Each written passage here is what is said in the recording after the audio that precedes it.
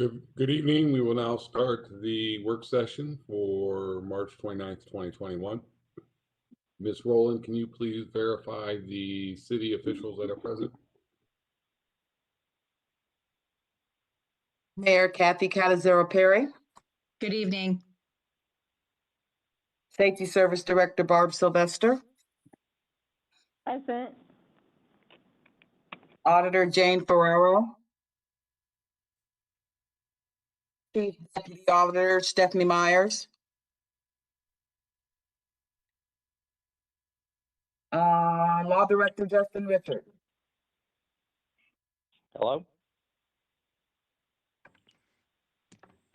Chief Counsel Bill Bartos.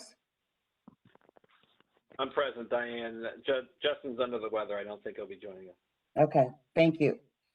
Chief Engineer David Kroc or Jason Popil. Good evening, Jason's here.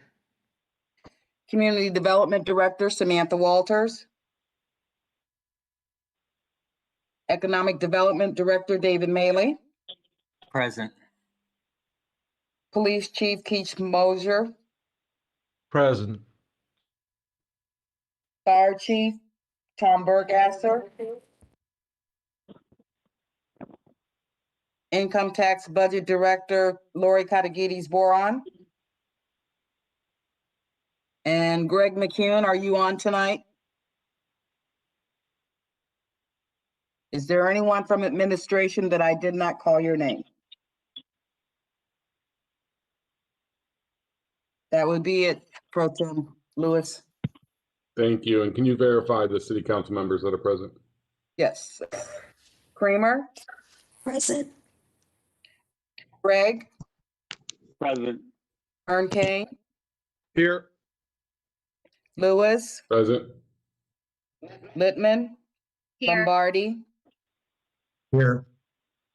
Sloots, Here. Starrett, Here. and Barrett. Present. Roll call of 9 present. Thank you. Community development. Thank you, Mr. Lewis. I have a couple new pieces tonight. First, economic development inducement grant for Kimberly and Company Salon and Boutique at 921 Lincoln Way East in the amount of $3,000. And then I'll do the first two pieces kind of together because they're both economic inducement grants. And the other one is for Chloe's Diner at 112 First Street Northeast. And that's for the amount of $15,000. Did everybody get the inducement grant guidelines sent out by Mr. Maley? Okay, and Mr. Maley, do you have any comments on these two before I go to the general public?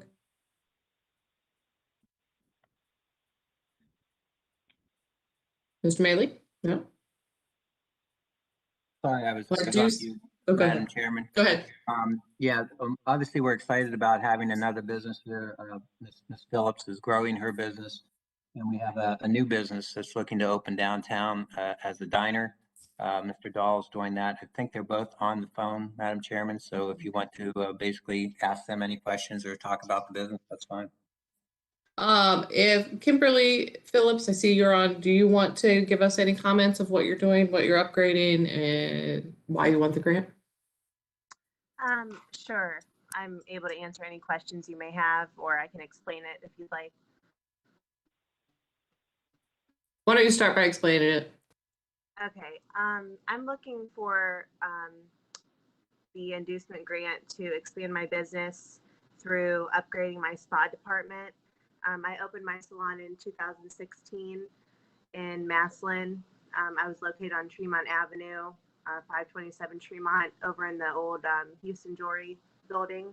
I outgrew that building and we relocated up to my current location, 921 Lincoln Way East.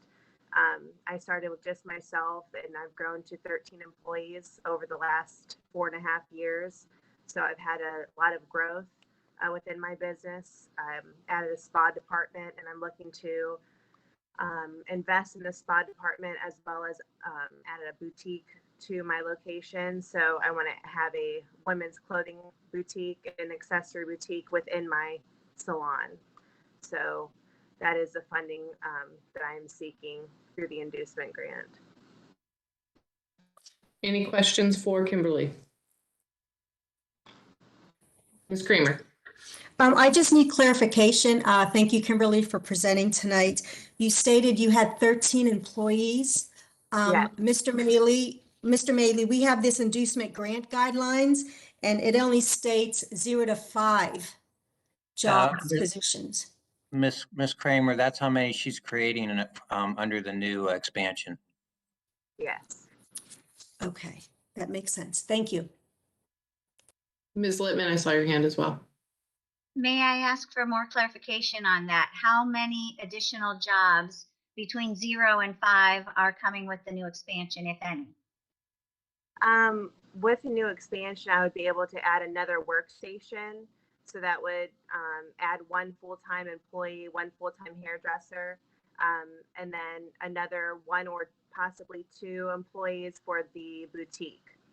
So I'm also, wanting to expand my spa department. Currently, I have 3 full-time employees in my spa, but I'm looking to, invest in that department as well. So that could potentially add another full-time employee in that department as well. So it really just depends on, the funding that I get and where I'm able to allocate those funds. But definitely between 1 and 5 is a great, estimate, I would say. More than 1, more like 3, I would think. Miss Littman, I had her down for about 3.5 employees. Okay.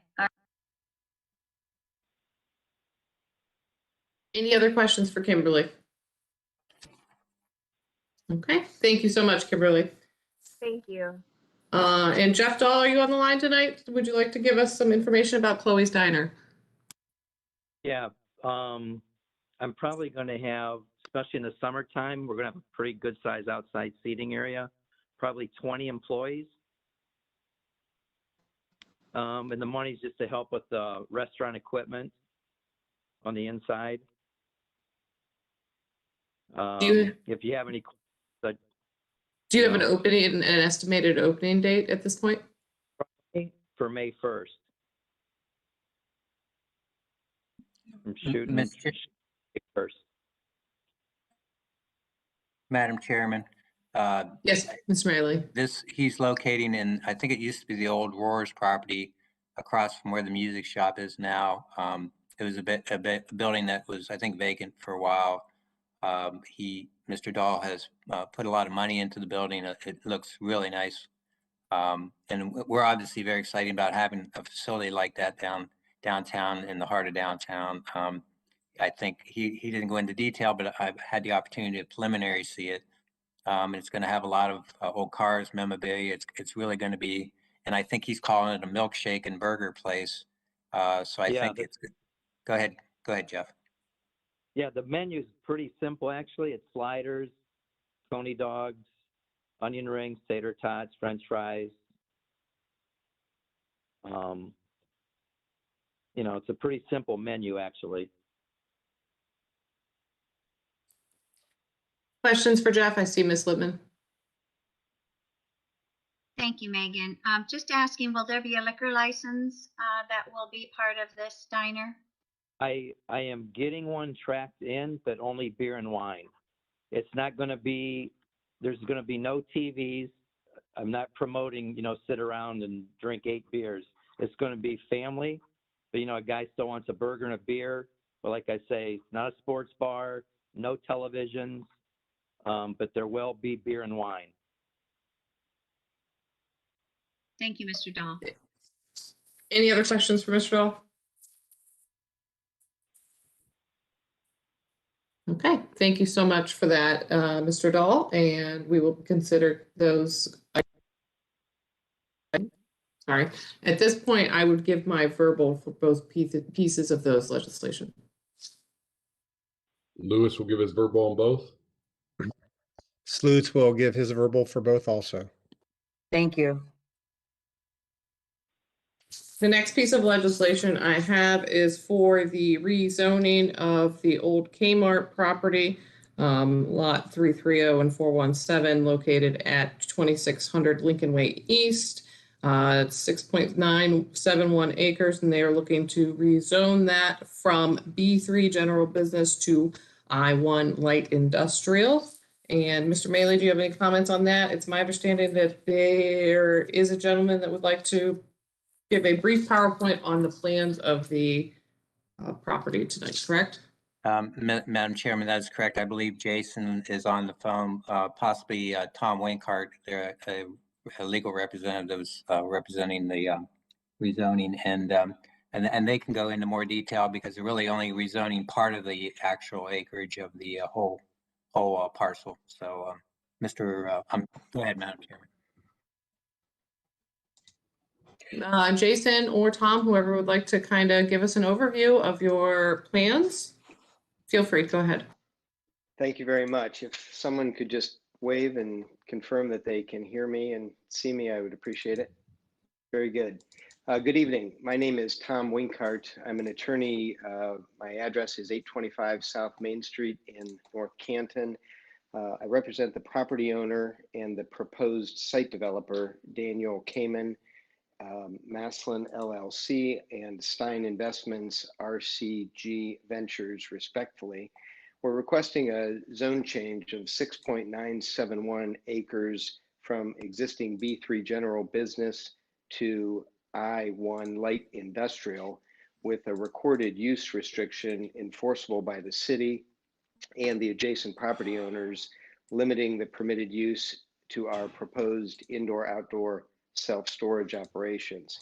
Our team joining on the video meeting this evening include Jeffrey Miller from RCG Ventures, Daniel Ginberg from Stein Investment Group, and Jason Linscott from Stein Investment, who will be taking the point for us tonight.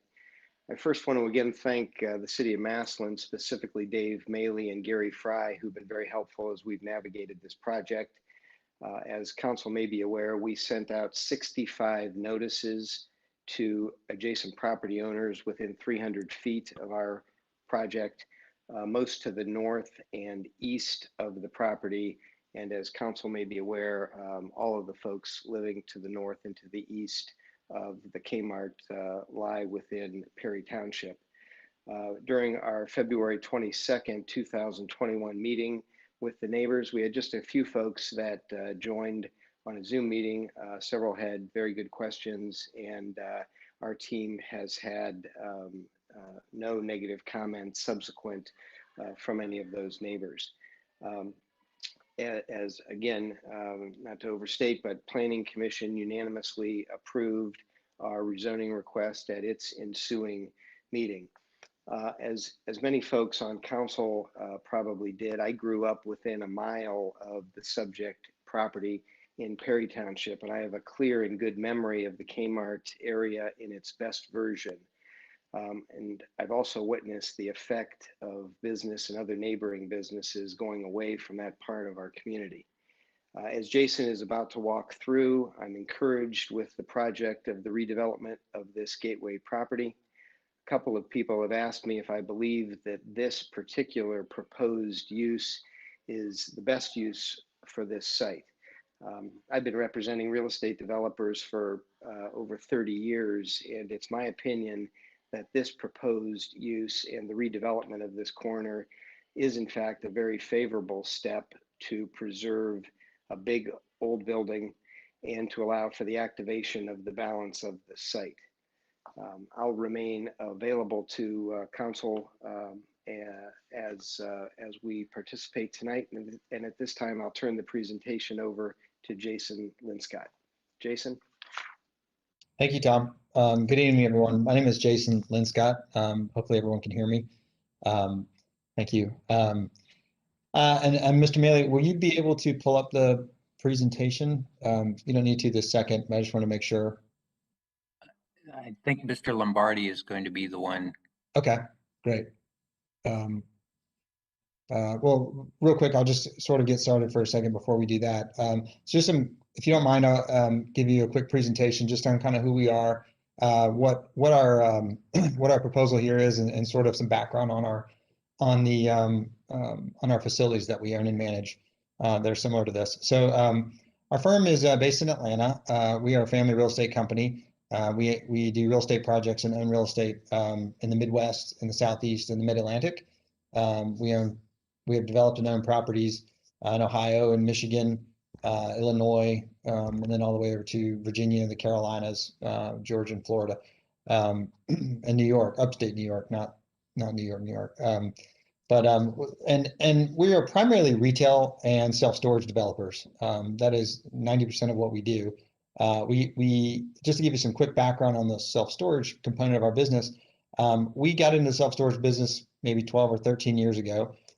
We've done a lot of projects like this. We've done a little more than 4 million square feet of it, and it's been a great product for us. And kind of one of the reasons is when we got into self-storage, we were primarily retail developers, and sort of knew how to do retail-oriented projects. So when we approached self-storage, we did it in the same way, which is with more of a retail customer-facing type of experience. So our facilities I'm proud of them, so I'll speak that way. But these are really nice facilities. They're what we would call in the industry Class A facilities, meaning sort of the highest end one. They have a great appearance on the outside. The office is you walk into the office of our self-storage facilities, you sort of feel like you're walking into a hotel lobby. It's really nice. It's a great experience. It's our brand. So we started this brand called the Space Shop, which you'll see in just a moment. And that's our brand. It's our management company. So we own and run these facilities with our business. This isn't just we develop it and move on and get tenants. This is these are things we operate, and our management company is 60 or 65 people that work in that. And this facility would have between 2 and 3 employees at any given time. But the difference here with what we've always done with self-storage product is we've tried to come in and put in a great product in a community and trying to be the best product in the community. It's a consumer product. This is really something that the neighborhood and the community uses. And we've always just treated it that way. So every project's a little different. And every project sort of has its own community oriented features with it. This particular site we're really excited about. We've done a lot of these projects like this where there's been a sort of a vacant retail component, and I'll call it a big box, a retail box. As you guys are all aware, I'm sure, the nature of retail is changing rapidly, and the pandemic certainly accelerated that. Although this site, the Kmart's been vacant for maybe 4 or 5 years, but the pandemic has certainly accelerated it in a way that it's really difficult to backfill these large retail boxes. There just aren't very many 100,000 square foot retail tenants anymore looking for this type of stuff. So it's difficult. What we've been able to do is sort of take our retail expertise and storage expertise and approach projects like this. It's exciting for us because we're basically able to take this site, and I'll show you, we can reuse the existing building in a Class A manner, something that looks really great. And then once we do storage, we don't need all the parking. Storage facilities, to be honest, we only need about 3 or 4 spaces. We typically program in 6 or 8 spaces. But customers come and when they park in those spaces, they're going into the office to rent for the first time. Once they've rented a unit, they don't really park in those parking spaces anymore. They go to the loading areas. So the parking places really don't get used. Since the parking spaces don't get used from the former retail, we can then utilize the parking space, the parking area in the front of the building for retail. So then we're able to completely reactivate the site. So for example, on this site, and I'll show you, the intention here is that we actually have 3 retail users on the front that are using that parking area and completely reactivating the site. So if you don't mind, I'll show you, if you don't mind scrolling up a little bit, is it Mr. Lombardi? Is that who's controlling the screen? Okay, great. I don't want to get the name wrong. If you wouldn't mind, go to the top. So this is just I'll just give you a quick couple of examples so you can see sort of our product. These are all before and afters. These are all, we do everything from ground up, brand new facilities to these types of reuses of existing boxes. I put some before and afters in here so you guys can sort of see some ideas of what we've done on other projects with the before and afters. Like I said, each one is a little different. But if you wouldn't mind scrolling through these, I would appreciate it. And I'll just do this quickly so everyone can get an idea. So this was an old car dealership that we converted to primarily self-storage. Had a little bit of retail, but primarily self-storage here. The next slide shows the finished product. So that's the finished product. So this is, the good type of example of what the product looks like when we're done. And there's a couple more here. The next one was this is actually a former Kmart near Charleston, South Carolina. The entire left side was a Kmart. And so we refaced this building and converted it here. This is the existing facility that we built there today and refaced that Kmart. The garden center actually is on the left of this building, and we sort of reused that area for our loading. It really turned out nice. If you wouldn't mind, keep going. There's just a few more of these. This was a bowling alley. Not too spectacular. This community wanted something a little more modern, so we did that. You'll see on the next slide. That's the reuse of that building. And then the next one, I believe, is an office building. Yep, so this was an office building, an old education building in Atlanta. It just was vacant for years. Pretty dramatic transformation on this one. Sort of a lot of colors, but looks completely different. And the idea for these buildings is it's really important when you utilize the existing buildings that when you've finished, it doesn't look like you utilize an existing building.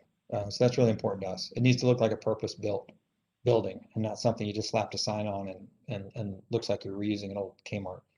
So hopefully you can see that in these pictures that that's not what we do. We do make it purpose-built. There's just a couple more if you want to scroll through these quickly. This was just an old beat-up building that we converted. You'll see the next slide. We popped the top on it, put some brick on it, and really made it look brand new. And I think there's just one more you could scroll through real quickly. That was an old furniture store that someone had. This is where someone had converted it and really hadn't done anything to it, so we redid it. So those are some examples. Hopefully that helps you sort of visualize what our see our vision, and see what types of products we build. If you wouldn't mind scrolling to the next slide, I'll kind of go through the site. I know everyone's familiar with the site. This is the former Kmart building here, which is the dark roof you see here. The property outlined in yellow is what we are acquiring. It's approximately, I think it's approximately 7 acres for self-storage and another 1.8 acres on the front there for retail. So it's about 9.8 acres. The corner that's not outlined on the right, the seller who we're buying the land from is retaining that piece, and they are planning to do a grocery there, a small grocery that's a national chain. So what's possible here with this site is to reuse the entire front of the site. So they're able to do the grocery here, which they wanted to do. The middle part of the site between that and the existing O'Reilly Auto Parts, we are going to do 2 restaurant locations here. And these are national chains. We're working with several right now that we've done many of all over the country. Some national chains to bring here to this location, which we're excited about. And those are intended to be on the front here. Those are not part of the rezoning because those uses are already allowed here. So the rezoning is just for the back piece, which is the self-storage piece. And then if you'll scroll a little bit more, I'll walk through the site plan, and it comes through much bigger. If you wouldn't mind zooming out just a bit, I'll sort of walk around the site here. That's great, thank you. You'd zoom in one more click, that'd be great. This shows the full site plan. Shows some of the retail uses that we're working on. Those are those blue boxes on the front. The purple box is what I was talking about with the self-storage rezoning. You can see the existing box in the rear where it says proposed self-storage facility. A couple of things here that we have experienced are great sort of components to or really results from redeveloping these things. So I mentioned that we get to activate the parking lot and do some retail up front that's closer to the street. So it's not sitting back with a big parking field. The other thing that's nice about these is we typically find, and this is the case here too, that you have a a large retail box that's adjacent to residential, what happens is then you have trash and traffic and all kinds of stuff at the rear of the building that's just not always the best adjacent use for residential. Storage over the years, we have found is a great adjacent use to residential because it's very quiet. So it's a low intensity use. There's not a lot of parking. There's not a lot of traffic. We don't have dumpsters, so there is no garbage service or anything like that. We're also able to secure the building. So, and I'll show you here if you could zoom in to the purple box, that would be helpful. I'll sort of show you how the site functions here for the storage. So on the lower right, what you see is, if you could zoom out one click here. Sorry, I appreciate it. There we go. So what you see on the right there, that gray, darker gray area is actually a new building. So we're going to demo the existing garden center, and there's a little building there attached. There's a lower part of the existing Kmart that we're also going to demo. And we're going to rebuild an entirely new building right here in a facade. So that's what you see with that dark building. That and those parking spaces in the front, right, where you see 80 feet, that measurement of 80 feet, those are the parking spaces for our storage customers. And I'll sort of walk around the building to the right here, and we'll go up the page, if you don't mind. As we go up the page, there's a note there that says 20-foot gate. So that's a 20-foot gate that has a keypad on it. So all of our facilities are secured, meaning to get in the building or to go through these gates, you have to have a key code. And you give us that key code when you sign a lease as a tenant. So we know who's coming and going in and out of the property, and can manage that. And we have cameras at all the entrances, cameras on the inside, and are really particular about making sure that we know what's going on inside the facility and around the facility. So what's happening here is now there's a 20-foot gate back here. These gates are aluminum picket, so they're black aluminum picket, good looking fences. This isn't like a chain link fence gate here. This is a really nice looking gate. Once you enter your keypad, the gate slides open. You can drive through to the back of the building. If you wouldn't mind sort of panning left now. That's great, thank you. So as you go back to the left, you can go drive around the building. There's loading on all four sides of the building. If you see those dark small rectangles, yeah, that's one right there where your mouse is. There's one on the sides too. The two on the sides actually are pull-in loading areas. So actually those are places where you can actually drive into the building and do your loading and unloading. That gets people out of the elements. We find customers really like that. And that's what those two are. The one on the rear, you don't pull into. It's just a loading spot. So once you're in the back here, you can drive all the way around the building. If we go towards the left, following the cursor, those spaces over there are for outdoor storage. So what we do here is cars and a boat, things like that, that folks want to store. And and we get the question all the time: do you allow junky cars and sort of abandoned things to be stored here? And we don't. We require in the lease that customers keep any vehicle there has to be in good working order. It doesn't have to start, but it has to look like it's in good working order. It can't sit there with flat tires. So those are things that we put in our leases and that are enforceable, and we do enforce because, I mean, the fact of the matter is it doesn't reflect well on the property either. Our customers don't want to see that kind of stuff. So it's intended to be folks who take care of their things and want to store them here behind a gate. The nice thing about this area over here on the left, if you could pan just a little bit more to the left. There we go. Is it's tucked behind the shopping center. These dashed lines you see on the left is the Home Depot shopping center. So we're sort of tucked behind the Home Depot shopping center here and then behind the O'Reilly's. And then what we've done is, if you'll pan down a little bit, there's the O'Reilly's building, which is that dashed rectangle there. Yep, thank you. We're putting some landscaping to the right of it, some nice new landscaping to the right there, and then the other gate is right there that lets you back out of the property. And of course, you could go in that gate as well. So the property is gated all the way around, left side and the rear, and then the front, of course, is an open corridor for the whole shopping center. So hopefully that kind of gives you a good feel for, I'm sure there'll be some questions for how the property functions. The driveways and the curb cuts that are there today, we intend to keep there. No changes to the curb cuts and driveways that exist.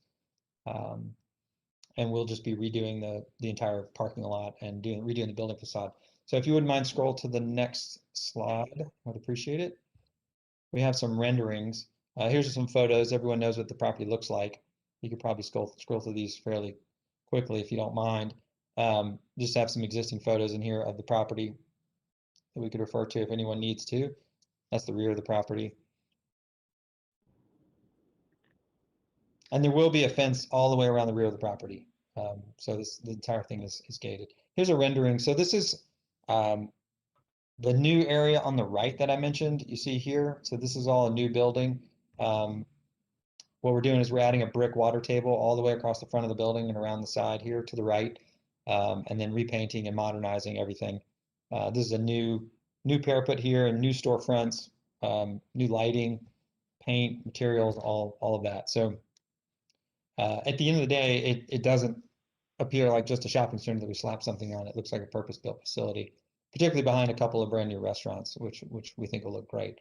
So I think I'm trying to go quickly because I don't want to keep you guys too much through a long presentation.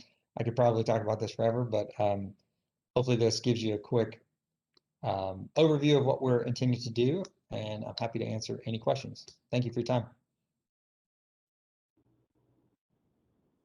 Questions, council members? I can't see everybody, so just kind of speak up. Ms. Derrick, Go ahead, Mr. Lewis. just a couple questions. First, I want to verify the property directly to the north, the residential. Mm-hmm. That's City of Massillon Perry Schools, correct? It's not City of Massillon. It's Perry. It's not in the City of Massillon. So our back property line is the border of the City of Massillon. Okay, Mr. Gregg. Thank you, Mr. Lewis.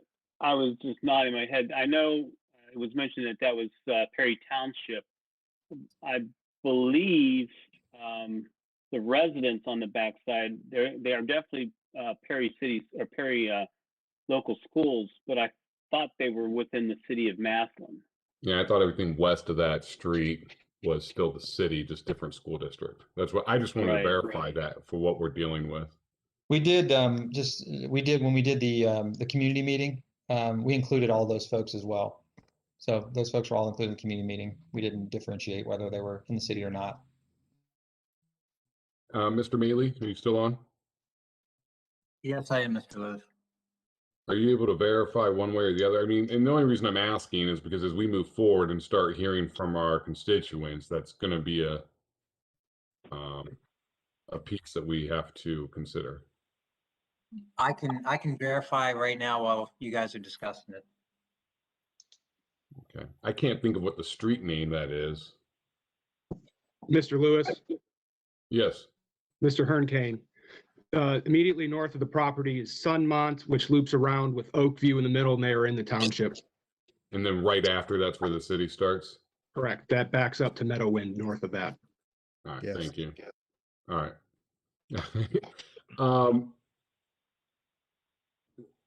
The other question is, we're going to industrial. This might be more for Mr. Mealy. In that classification, what are the other types of businesses that would normally use that designation? Well, Mr. Lewis, that designation would be more of a manufacturing type of facility. Those types, light industrial is I1 is what the zoning they're discussing. I2 is more a heavy industrial use. Unfortunately, based on our zoning code, to do storage, you basically have to do I1. Okay. And then we have the attached covenant that is essentially protecting the city from development beyond storage, correct? That is correct. And I think Mr. Bartos can answer that a little better as far as with the covenant, which I think we kind of went through on one of the rezonings for Progressive Chevrolet recently. Okay. Before we get into the covenant, Yeah, let's I was gonna say, get I all got some the other questions for the property first, and then we'll move on to the covenant, just so we can get all those questions through. If anybody else, Mr. Lewis, do you have any more questions about the Yeah, I was property? gonna redirect and then come back to it. Mr. Linscott, what was the time frame that you guys would hope to be able to start construction and try to have this open? We would take about 3 to 4 months to finish our plans, and go through the permitting process, and then we would start immediately. So I would say within 6 months, certainly.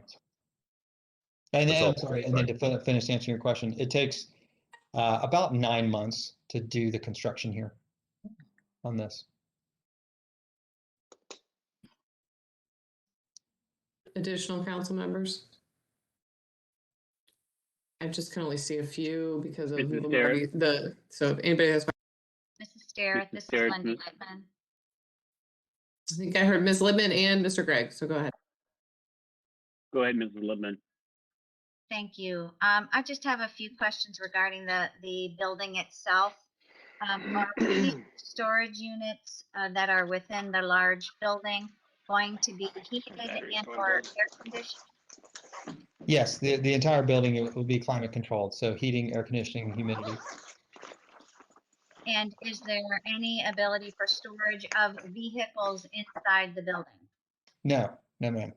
So you can't, the leases prohibit any storing of combustible materials, so that would, anything, any type of gasoline or anything that's in a vehicle is not allowed to be stored inside the building. I have one more question. Sure. For other facilities that you have, what is the percentage of spaces that you have actually had have 100% capacity filled in your other facilities, or is it up to a certain percentage on average? Well, on average, sort of full, let's say, full is about 90 to 93%. If you're at that point, you are basically full, because at that, anything over that, and you don't have certain unit types for folks. So kind of like you need something on your shelf to be able to sell it when someone walks in, right? So for 100%, we don't have anything for anyone. So and all of our facilities have reached that point over. It generally takes about 3 years to get to that point in our experience, and we've done it over 40 times, and it generally takes about that long, but we get to that point. We do a lot of, and if you don't mind, I'll sort of expand on your question. We do a significant amount of market research before we do make these investments in our facilities. I'd like to think we're pretty good at it. We certainly try to be methodical about it. There's some analysis that goes into understanding the supply and demand for storage in a market. And that's really kind of looking at a bunch of factors. It's understanding what the demand profile is of a particular area, and understanding what a trade area is for a particular area. So for example, in Massillon here at this location, a trade area, and I'm going to be broad here, might be 4 miles or so, maybe a little bit more. When we do one in a more urban area, maybe the trade area is only 1 mile. So all of our customers will come from that general area of 4-ish miles here. And then what we do is we analyze the trade area. So we look at the demographics, we look at the housing stock, we look at all kinds of stuff. And a lot of those factors are different in different communities. So for example, in Florida, you have no basements, right? And people have small homes, you need a little bit more storage. In Atlanta, we have nothing is flat in Atlanta. Everyone has a basement. People have bigger homes. So it's a different demand profile. So we know those demand profiles and apply them to different areas.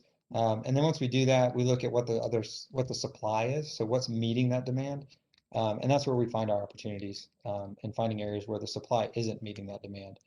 And that's what's been successful for us, is going through that process, which is what we see here. There's actually no fully climate controlled self-storage facilities in this trade area. So this is actually bringing a product that just doesn't exist in the trade area. And then the outside or drive up type of storage, where you have a door, that's not inside climate controlled, there's a little over 5 square feet per person. And that includes this facility, our facility, once it's complete, because of course our analysis has to include our own facility. So We would expect in an area like this, there to be more like 8 square feet per person, 7.5 to 8 square feet per person. That's what you typically would see in this type of area. So it's undersupplied and there's no climate controlled. So we're excited about it. We see a lot of potential for this here. So hopefully, I know it's a long-winded answer to your question. Thank you. Can you expand on what type of units you're going to actually have in this large building, what the dimensions of them might be, and thus what the cost of them might be? Sure. The units will range from 5 by 5. That'll be the smallest unit. So that's a 5 foot by 5 foot unit. That's the smallest unit we'll have. The average unit will be a 10 by 10. That's the typical unit, 10 foot by 10 foot. And then we'll have 10 by 15, 10 by 20, and we'll have some 10 by 30s. That's the biggest unit we'll have in here is a 10 by 30.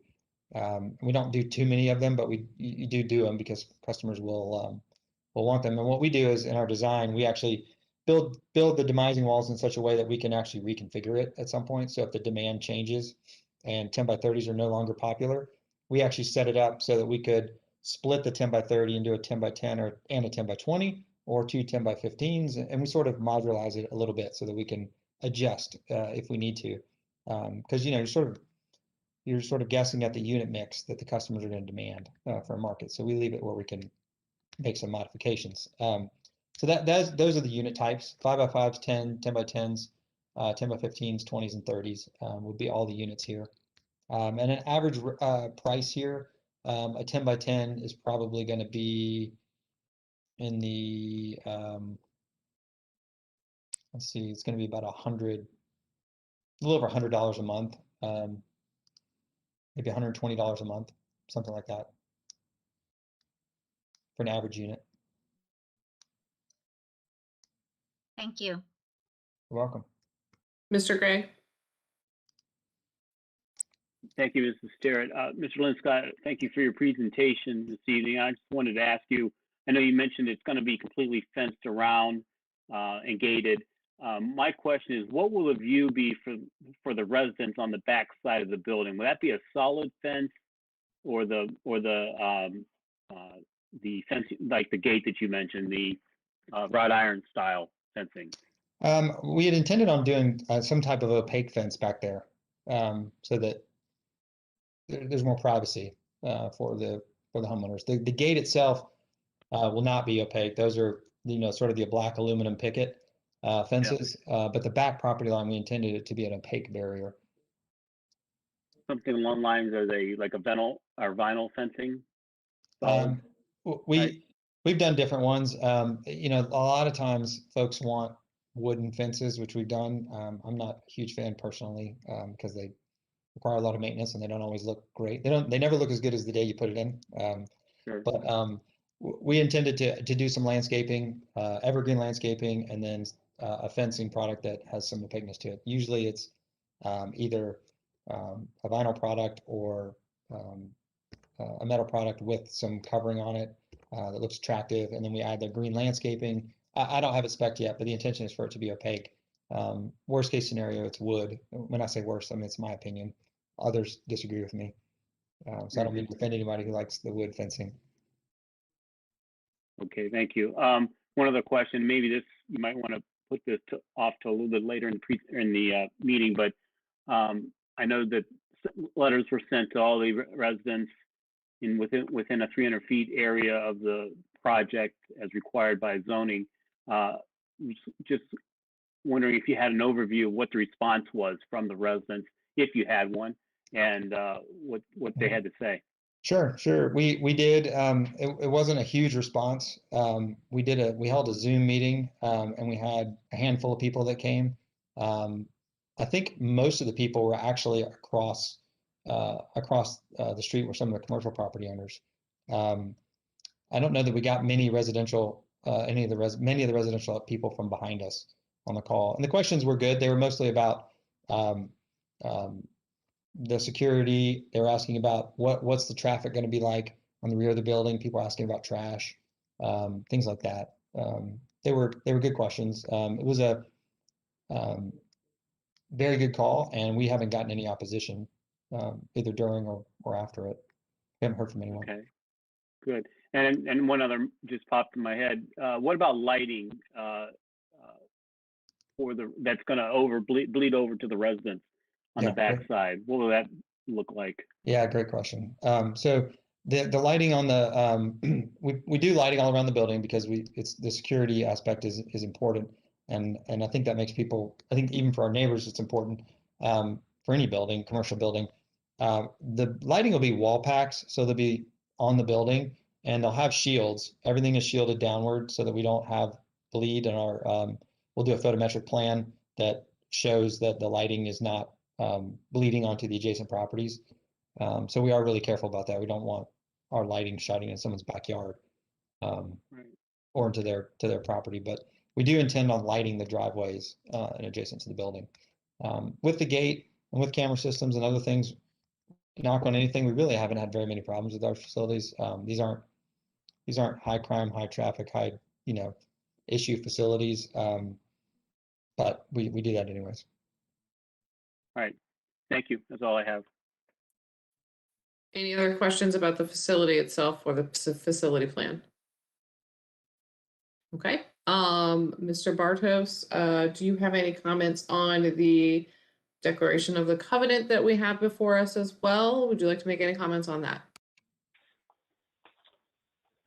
Madam Chairwoman, no, actually, I was not present at the Planning Commission meeting. I was off on leave at the time that this went through the Planning Commission, so I would invite legal counsel for the petitioners to make any statements he would like to make. But I just remind counsel of the discussions we've had during the previous rezoning, where we discussions where we had a potential restrictive covenant in play.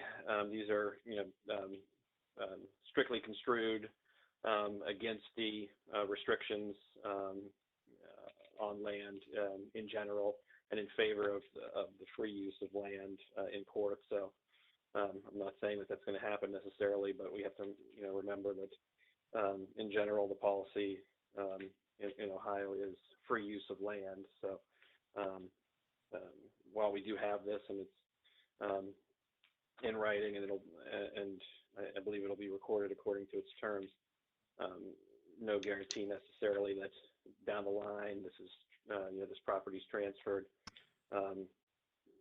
Nothing's certain, but I guess nothing in life is certain. But I'd invite legal counsel to make any comments they'd like to make as well. Thank you. Mr. Thanks, Winkart, do you have any comments? Yes, thank you very much. We have obviously drafted and submitted a declaration of covenants, conditions, and restrictions to impose strict use restrictions on the property that obviously would be rezoned as I-1 light industrial. It's been my experience, and I think Bill was correct in his analysis, under Ohio law, there's public policy, and the laws favor the free use of land. However, there's well-settled common law in Ohio that property owners can restrict the use of their property. It happens all the time, and they're very much enforceable. I know this council has had a kind of a deep and recent experience relative to declarations of covenants, conditions, and restrictions. Our restrictions provide that they would be binding upon successors and assigns, and would run with the land. And one easy way to explain it, perhaps some of you live in a residential subdivision that is subject to covenants, conditions, and restrictions. And I know I live in such a subdivision, and it's become pretty commonplace where some neighborhoods restrict against, say, above ground swimming pools, against having motorhomes and driveways, things like that.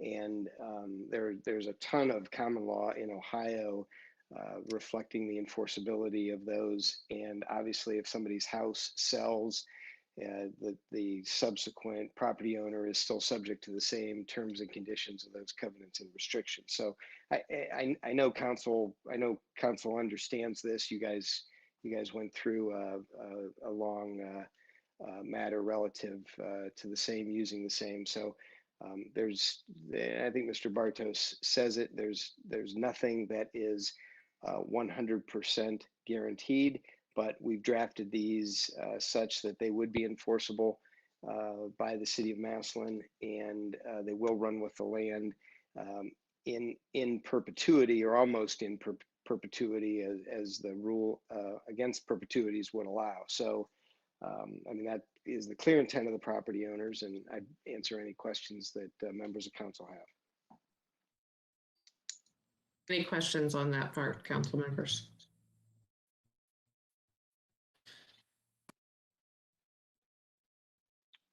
Ms. Littman, go ahead. Thank you, Mrs. Sterrett. Is there any option to have a reversion clause where if the property was sold, that it would revert back to a general business zoning versus staying with the I-1 that could bring in other types of industrial? We don't have that in there currently. As you've heard from Mr. Linscott, they develop these to own, hold, and manage themselves. But what we have provided is that if they sold the property to another owner, that other owner could continue the same use as a self-storage facility, but that the restrictions would be binding upon that new owner, that they couldn't put in a manufacturing facility in the building. Thank you. Any additional questions?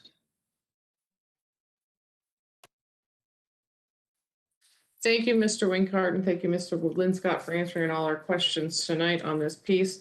I will give my verbal for this piece of legislation tonight. Obviously, this will have to go beyond the 3 meetings, and we will have to set this for a public hearing after the first reading. So we will have this in front of us for a while. So if anybody has additional questions or concerns that you think of along the way, let's make sure we get them before council and get them answered. Anything else on this piece? I'll give my verbal. Thank you. I'll give my verbal. Okay, thank you. I have one final quick piece, and this is just a piece of legislation. Thank you. Thank you. Thank you. Thank you very much. This last piece of legislation is for City Council to approve the city's enterprise zone projects. We have 2 ongoing projects of Quest and Sherwin-Williams and Shears Warehouse. This has gone through the Massillon Tax Incentive Review Council, and they have been approved, and we just need council's approval. This is a yearly thing that is done. Any questions? Okay, seeing none, I give my verbal for this piece of legislation. I give my verbal. I give my verbal. And finally, the last piece I have for community development, Mr. Lewis did ask for a quick update on the downtown property being used for the downtown restaurants. This over COVID, and Mr. Maley, were you willing to update us on that tonight?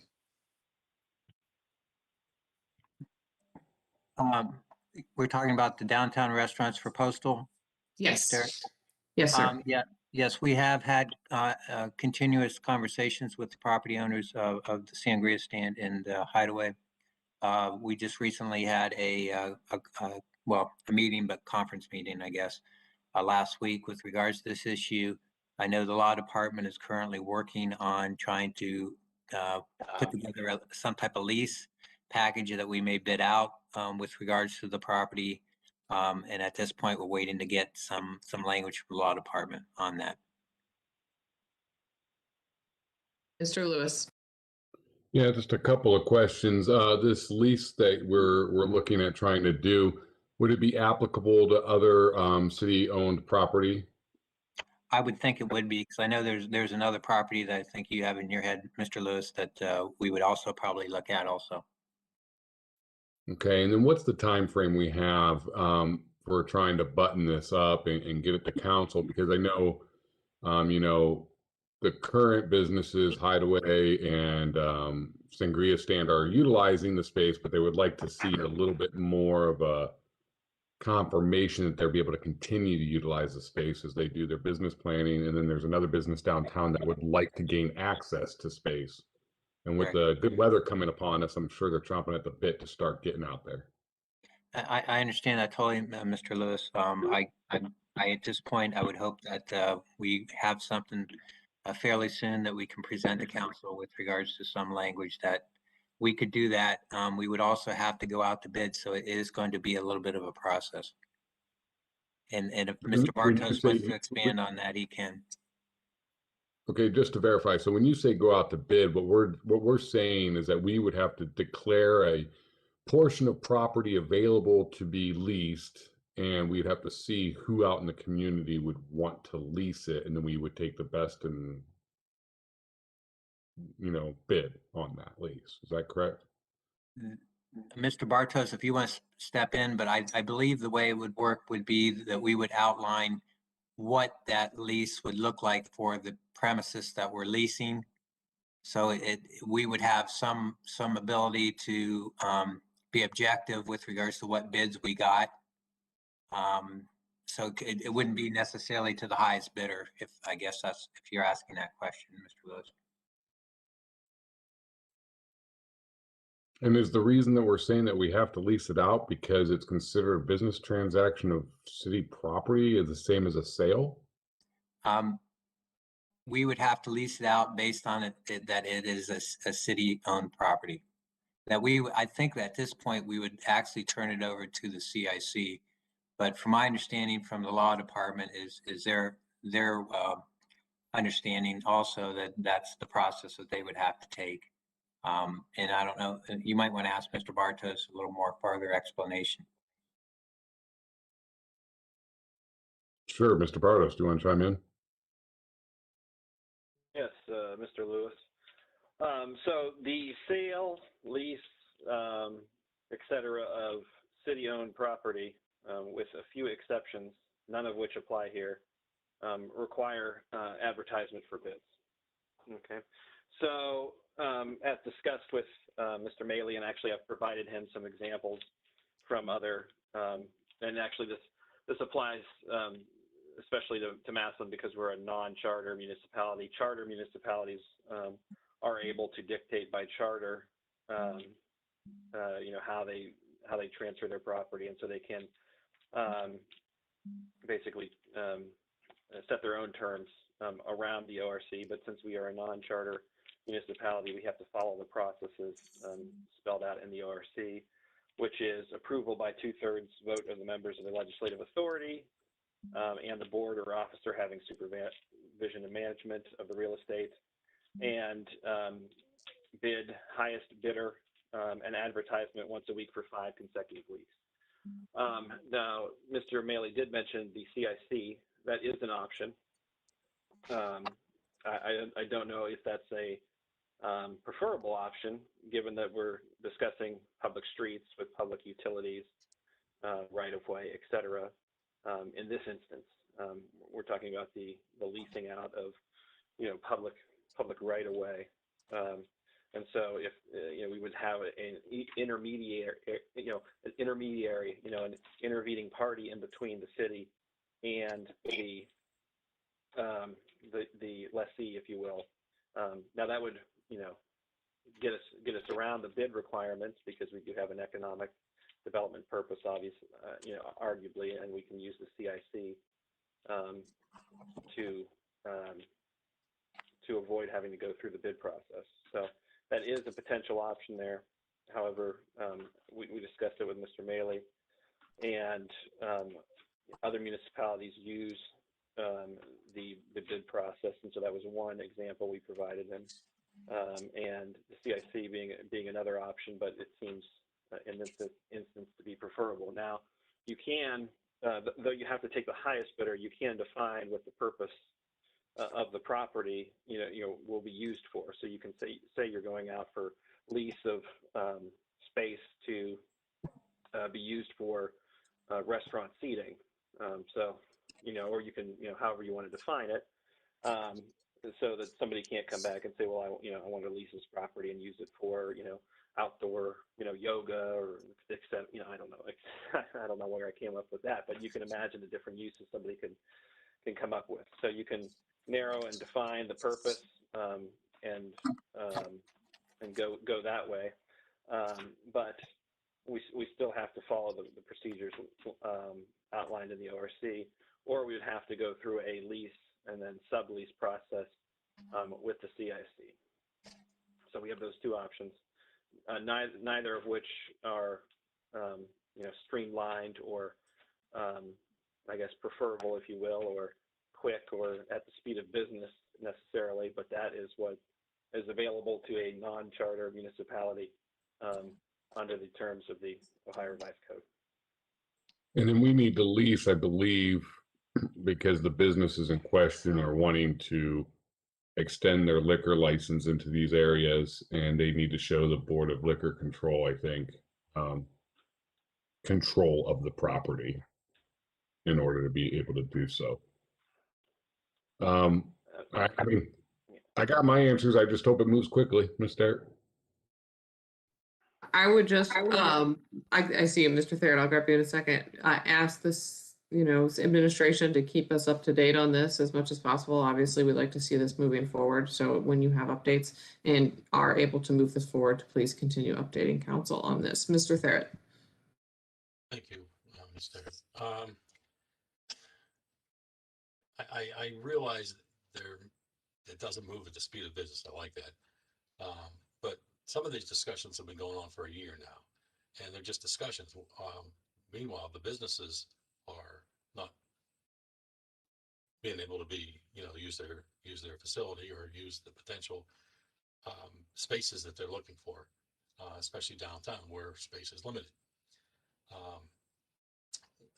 Whatever, at this point, it seems like whatever we can do as expeditiously as we can do it, I think we need to do. Summer's here. It's coming very quickly, and people are going to be wanting to be downtown. Duncan Plaza is going to be opening up soon.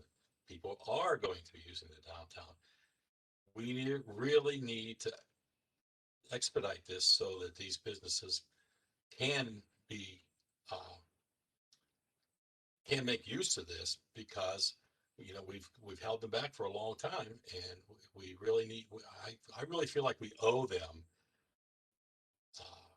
the speed in this and get this done as quickly as possible. It seems like a couple of very simple, quick fixes, at least temporarily. We can put barricades up a couple times a week on the street and let them use the street for overnight. Wouldn't interfere with any business during the day. And there's a couple other things that when council's ready for, I'd be willing to share. We were down there this afternoon. But in the meantime, just talking about it's not getting it done. We need to move on this. Thank you. Thank you, Mr. Thayer. Briefly, Ms. Littman, if you want to continue, this is not on the agenda, so I don't want to spend a ton of time on this because we've already eaten up a lot of time tonight in community development. Thank you, Mrs. Starrett. I'll just make my comments brief. I certainly do agree with the hideaway and sangria stand and the method of lease that we would incorporate to allow them that outside seating and allow their liquor license to be expanded. But there are other businesses in the city. We talked about Adora, a designated outdoor refreshment area. That is something that I think will benefit other businesses in town as well. So if that's something, just a reminder that that is something that with Duncan Plaza opening, Mr. Thayer had mentioned there will be a lot of people downtown. There'll be a lot of uses for our downtown area. Perhaps that's one that we may want to consider moving forward as well. Thank you. Yeah, Madam Chairman, could I have a brief second? Mr. Thayer, I totally agree we need to move quickly on this, but we have moved quickly, to be honest with you. If you seen when the expansion permits were first allowed when COVID started, we moved very quickly to grant them access to the alley, worked with them, provided them the alley all last summer, which has been a big hit.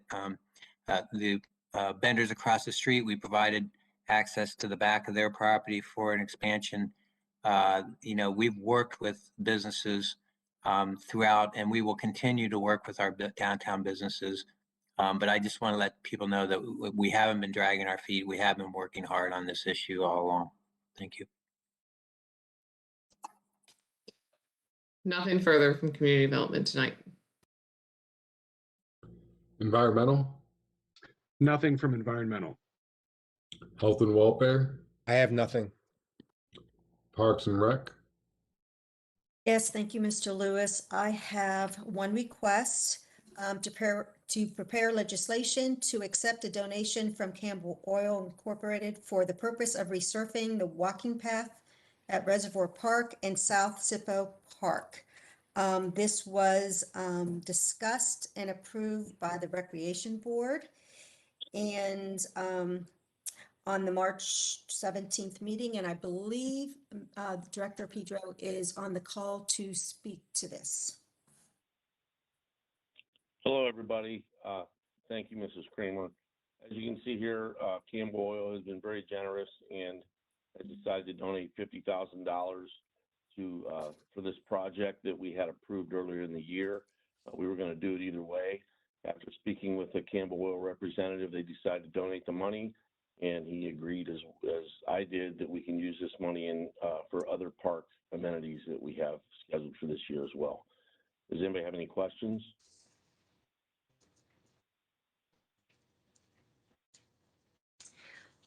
Seeing no questions from anyone, it does have emergency language with this request. So unless otherwise, I will be giving it first reading and place it on the agenda for a vote on Monday. Mrs. Creamer, I'll give my verbal as well. Thank you. My verbal as well. Okay, thank you. That's all I have, Mr. Lewis. thank you. Police and fire, Thank you, Mr. Lewis. Yes, we do have a few pieces of legislation request in front of us. We had talked briefly in our last committee meeting that, or our last work session, that the police chief had a request for a reorganization of the department.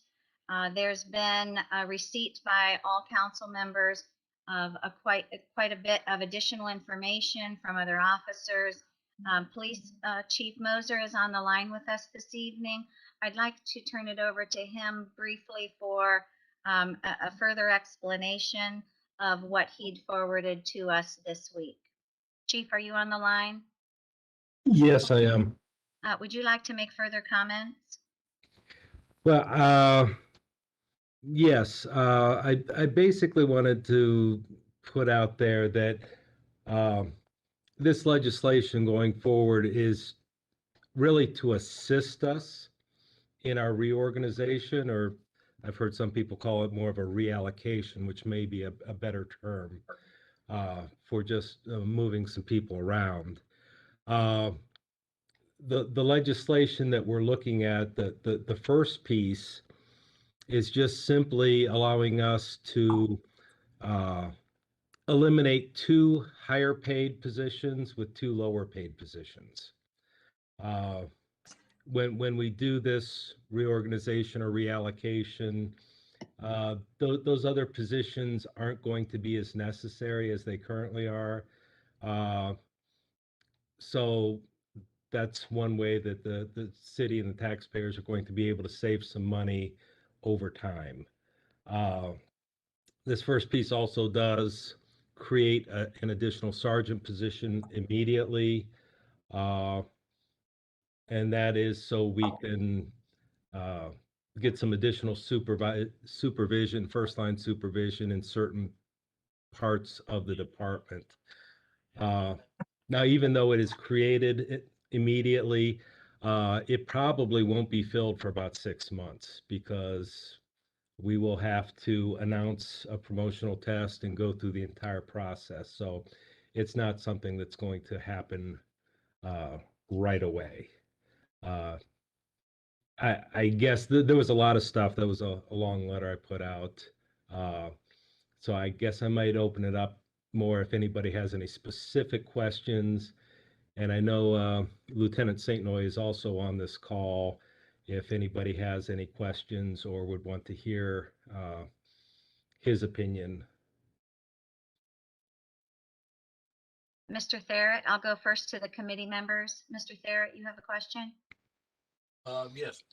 I guess empirically, Chief, this is your department, and you can reorganize it as you see most fit. But I guess one of my questions, first of all, would be, well, again, I'm not familiar with your contract, but do you have acting positions? Is that available? That is available, yes. Well, I guess my one question, the first question then would be, if you can work this out using your already existing contract language as, I'll call it an experiment, if you would, to see if these things fit together the way you're looking at for a few months, and then and give this all time also to, like you said, there's a little bit of attrition involved, and get everything else lined up. Do you think? Don't you think that could help the cause here? Because I'm not real sure. I'm getting conflicting ideas, I guess, of whether this is good, bad, and different. Well, it's not something that I want to necessarily delay because I stated in the letter, the longer we wait to pass this first piece of legislation to eliminate the captain and lieutenant position, the more of a chance we may be delayed in seeing the benefits of this. I mean, not to hope anything bad for anything, but I could get hit by a truck tomorrow. And if I'm not able to continue on, then someone else will get promoted into one of those positions, and it could just greatly extend the amount of time before we could really see the benefits of this. I don't see any downside to at least the first piece of legislation here by eliminating the two positions and adding the two sergeant positions. It is simply going to save the taxpayers some money. It may not be immediate, but I guess I look at it more as an investment. We're going to see savings eventually. I was talking with a captain earlier today, and he was saying that it may be February when he decides to retire. So I don't see it as being a long-term thing before we actually start seeing some return on this. And then as far as the reorganization or the reallocation, we're going to see those benefits immediately. Just by reallocating the supervisory positions we have or administrative positions within the department. So you'll say there'll be savings then? Yes. Yes, if we eliminate a captain position and a lieutenant position and replace those with two sergeant positions, at today's pay rates, we're looking at almost $40,000 savings annually. And this is okay with the unions? Yes, the gold unit already signed off on this. They're well aware of it, and they're willing to go forward with it. Like I said, Lieutenant St. Noy's on the line. He's part of the gold unit, and I know that Sergeant McCune has also been in touch with several council people. He is one of the negotiators for the gold unit, and he'd be able to tell you the same thing. Just trying to wrap my head around why the gold unit would want to, yeah, I mean, traditionally, they're not the people that want to give back. You know what I'm saying? Councilman, Not that they're greedy or anything like I don't know that, if you can hear me. but it's like giving up a position. I would like to have Mr. Patrolman St. Noid, I believe you had said was on the line as well. Is that correct? That is correct. Yeah, this is, can you hear me? I'm sorry, who's speaking? This is Lieutenant St. Noy. Can you hear me? Oh, yes. I would like to ask Mr. Lombardi, who's our other committee member, for his comments first, but I would like to hear your comments thereafter. Would you be available in a few moments? Yeah, absolutely. Yep, Thank you. absolutely. Mr. Thank you, Lombardi, do Mrs. you have any Thank you, questions or comments that you'd like to ask? Mrs. Littman. Yeah, Yes. I've had several conversations with Chief Moser, several of the sergeants, a couple of the patrolmen. I have not heard any negative from any current officer who has contacted me about this at this point. They're all very much for this. They believe that this will open up opportunities for them in the future. And just to give, I don't know if everybody understands how it works with the civil service test, but right now, if Chief Moser were to retire, there are only two positions that can test for his, and that's both captains.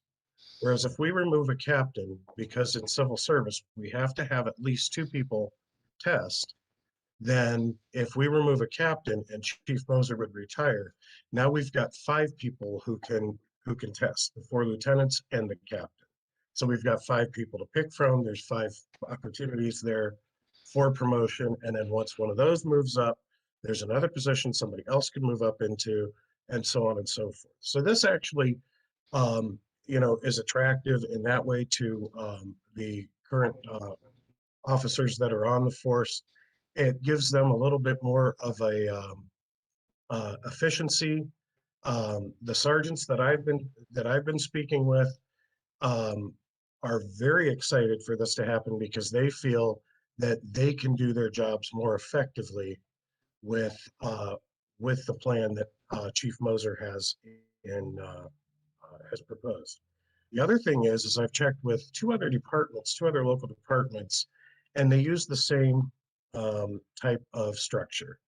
And we're pretty much behind the times from what I'm understanding from these other departments, and also from what Chief Moser has told me. And I believe that's part of what his thinking is here, is to get us into more of a modern setting that's a lot more efficient in running our department.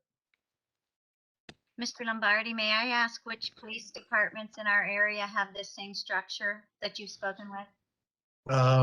I'd really rather not say who I spoke with because I was speaking with friends on those departments.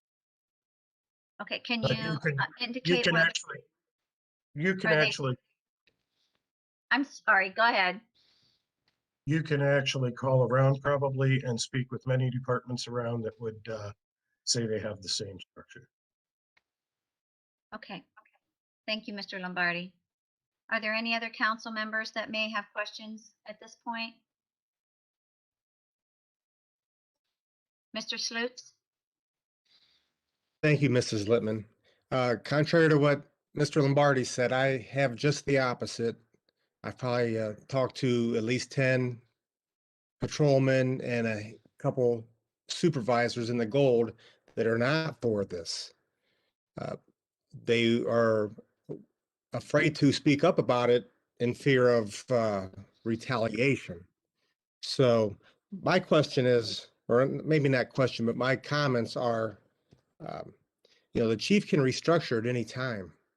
I think maybe he should take the lieutenants, restructure, take them off, and maybe come up with some sort of game plan as job descriptions and responsibilities for those supervisors that are going to be in those positions instead of doing that after the move.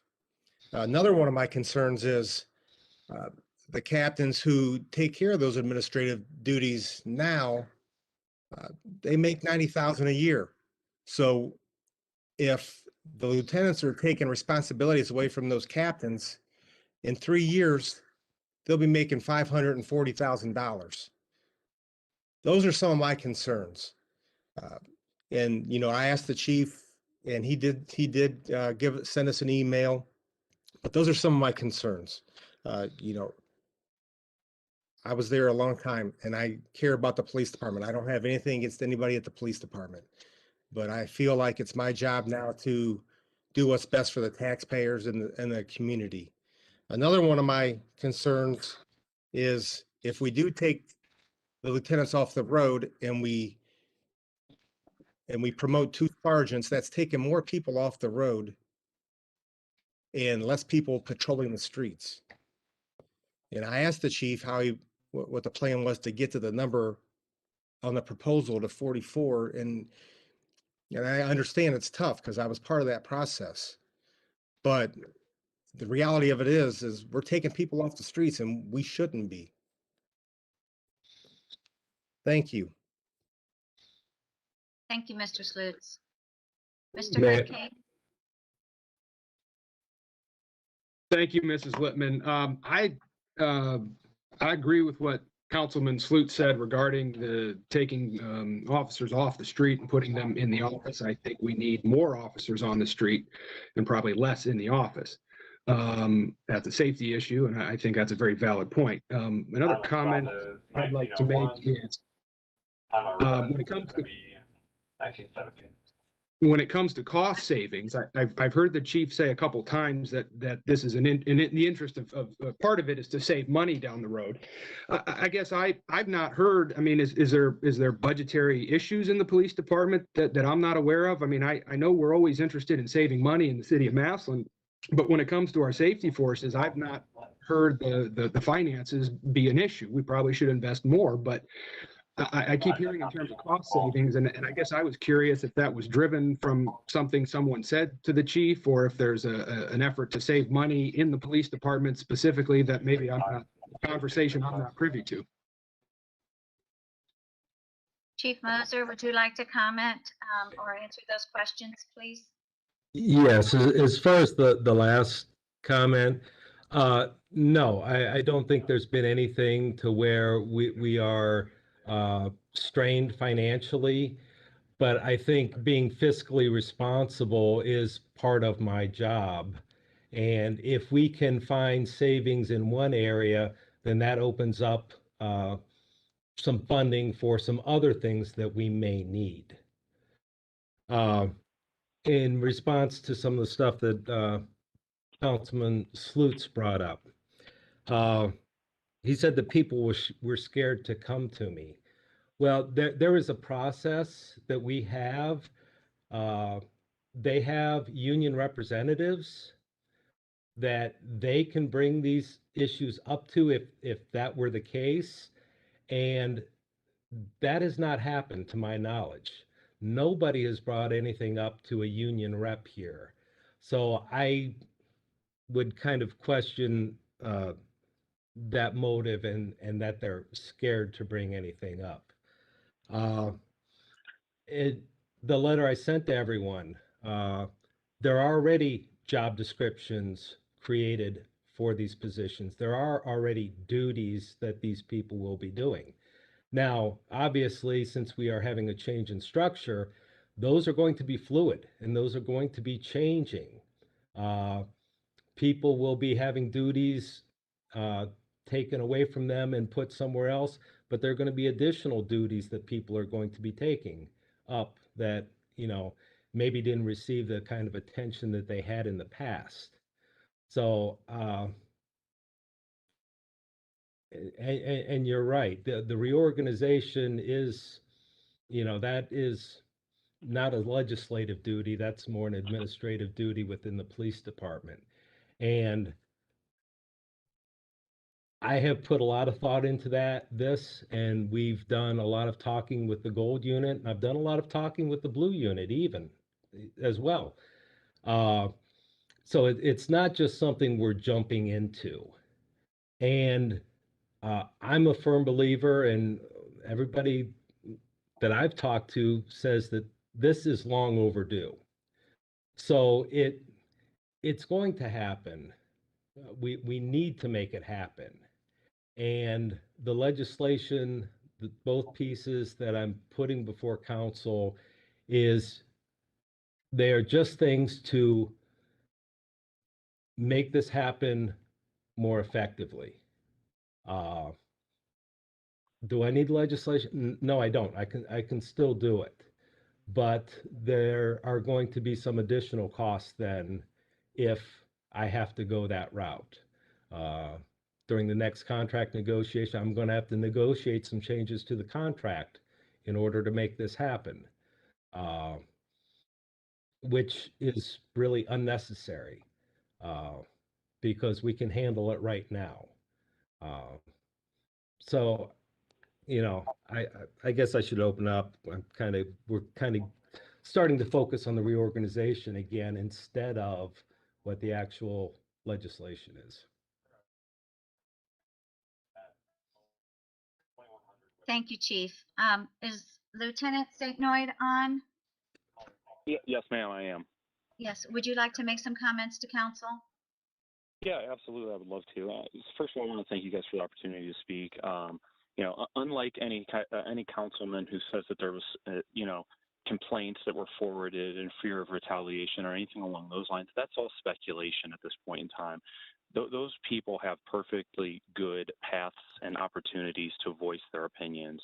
And I will tell you this, that right now that there has been much talk over and discussion over this so-called reorganization.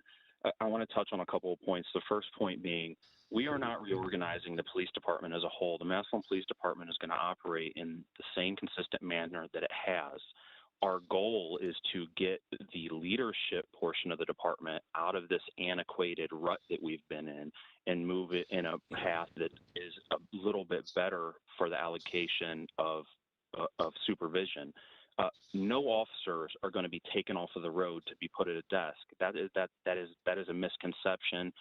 The bottom line of this is that there is going to be a removal of a captain through attrition and a removal of a lieutenant through attrition. They will be replaced by 2 frontline supervisors in the sergeant's positions. Now, we cannot do that all at once, which is why this is a tiered process. You have to wait for a captain to go before it's a one-for-one exchange. The problem with waiting until a captain goes to bring a sergeant on is that the chief gave a perfect example. You're never more than one day away from a captain coming in and saying, I have some type of condition and I have to put in for an early retirement. I need to go tomorrow. At that point in time, a vacancy has been created. And if I or anybody else in a lieutenant's position wants to test for that position, I have over 10 years left. They can't deny me an opportunity to promote. And then you're stuck with me or another lieutenant for a decade or more, which pushes back this progression of a restructuring of the supervision. So, that's where the process kind of, it has to be a process. It cannot happen all at once. I will tell you this, that as individuals move into leadership roles or supervision roles, that opens up patrol spots. And we're only moving them into these positions as people go. They will be replaced with new hires, with new patrolmen, no different than any other person who retires and then a sergeant moves to lieutenant or a lieutenant to captain, so on and so forth. We had a full vote. Everyone in the Gold Union had an opportunity to voice their opinion with representation from our legal counsel, from the Labor Council, and it was a unanimous vote to go forward with this. I also want to address the issue of why would any of the Gold members be willing to give up a position of lieutenant? Well, I will tell you why. Because our union will get bigger. We will go from actually The captain is currently not a part of our union. We will lose a lieutenant's position, and all of the lieutenants are okay with that, to gain 2 sergeants. Our union gets bigger. You know, there's strength in numbers when it comes to votes. And so that we looked at the long-term goal. We also thought that it was important to afford those 2 more opportunities for blue members, for patrolmen, to be able to test into sergeant. We have a lot of great patrolmen at the police department, and the more opportunities that they have to move up into leadership roles, the better off the department is going to be as a whole. Our department is growing. We continue to move officers into new positions. We had no problem moving our officers into SRO positions. They're off the road, but they're bettering the community. And the chief has every right, and it is within his purview to allocate his resources where he sees fit and be fiscally responsible, which falls under your guys' purview, which is why he brought that up and why he made that he hit on that point, because he wanted to show you guys that he was being fiscally responsible by doing this. But also, you know, you guys, the council, really, you guys really should be focusing on the city and not the day-to-day operations of the police department, no more than you would of the job descriptions of somebody at the parks department. You guys are too busy for that. The city is doing great things. I mean, I was actually amazed listening in on some of these things that are going on in the city, like the old Kmart building, the perspective that could go forward. That's great for the community, and that's really where your guys' focus should be. I think that somewhere along the lines that this legislation derailed into job descriptions and daily duties of police officers, and really all the chief was asking for is, I want to get rid of a captain through attrition. My goal is to bring on 2 sergeants because later on I'm going to remove a lieutenant. And the reason he had to come to council was because a captain is not a union position. He already squared away all the details with the union. He has a memorandum of understanding that's signed and agreed upon, and we are behind it. And I'm going to tell you right now, I'm inside the police department every single day. I work with every shift intermittently, and there are plenty of patrolmen that are chomping at the bit to get an opportunity to move into the sergeant's position, and the sergeants are behind this as well. There may be a few stragglers that for whatever reason, chose to speak to somebody in secret. I don't understand that. But that's their business. But unless they're willing to come forward like I was today to speak to you guys, not so much in person, but at least over the phone, then it's all speculation. So I'm here to say that there's strong backing for this, and I think I've raised some good points as to why it's good for the department. Thank you, Lieutenant Satinoid. We appreciate your comments. Thank you. I will say that I have also been contacted.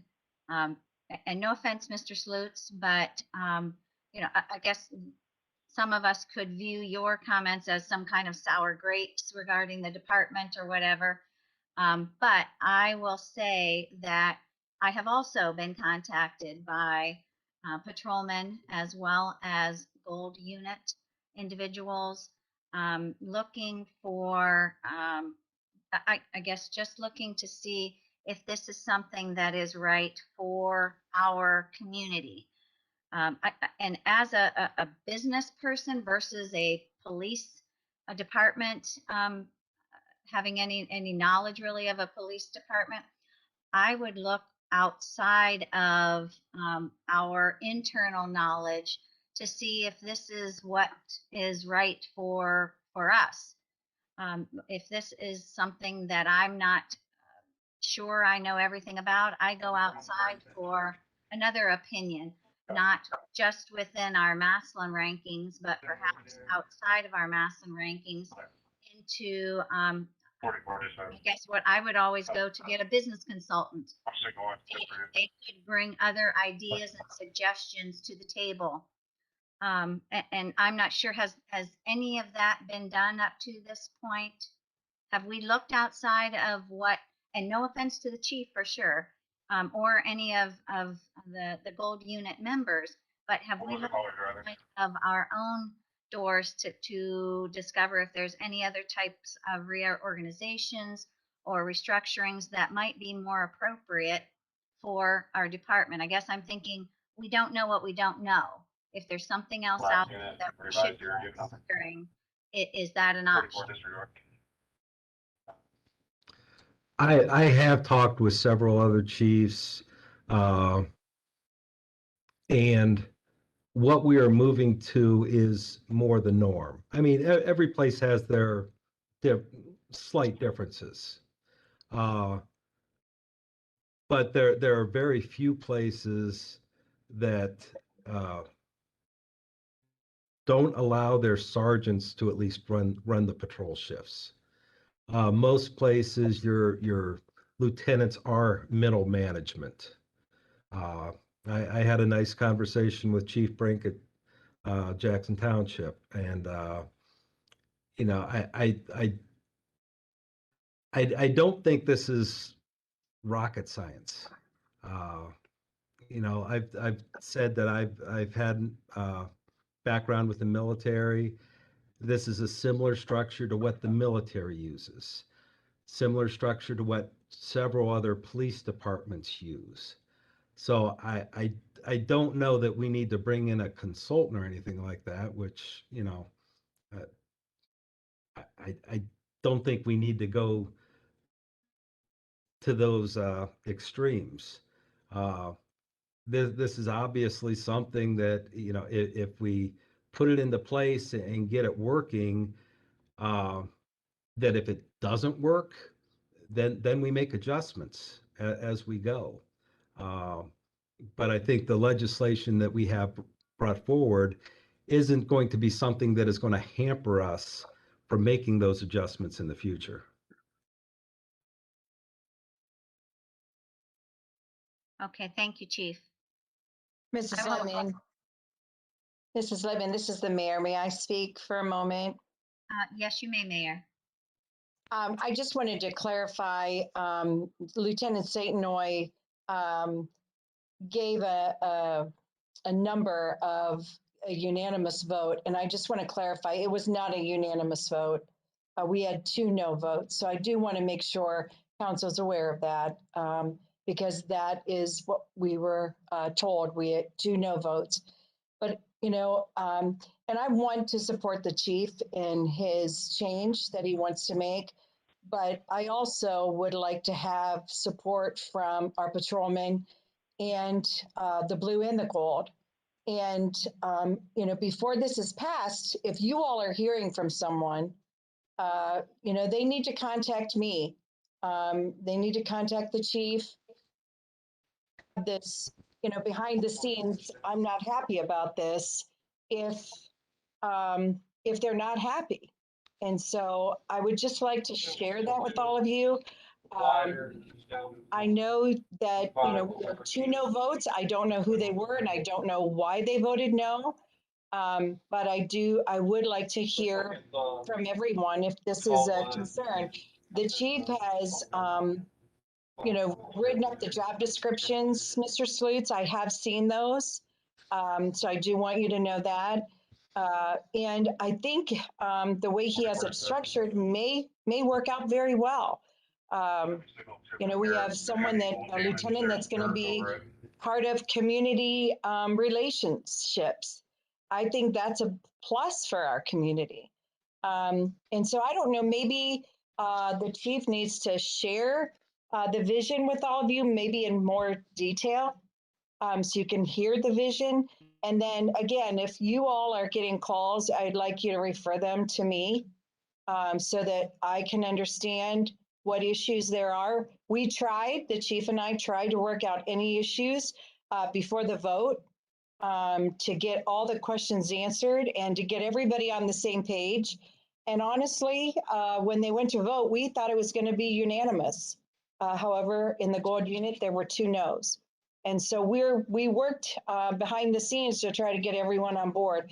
If there are issues that the chief and I need to know about, you know, I'd like them to come forward. There will be no retaliation at all. No one will, you can have my word on that. We need to know because we either need this to work or we need to go back to the drawing board and work through this. But that's our goal, is for everybody to get on board for this. And unfortunately, Counselor, you're getting put in that position, and I apologize for that. But we would like to work through this. So please ask them to come to me, and the chief and I will sit down with them and we'll talk through it. Thank you. Miss Mayor, this is Lieutenant Satinoy. I did want to apologize. Words are important, and I misspoke. Unanimous. I meant to say majority. There was two dissenting votes out of 10. There were 8 for, 2 against, and once again, like I said, the words do matter, and I apologize. I meant to say majority.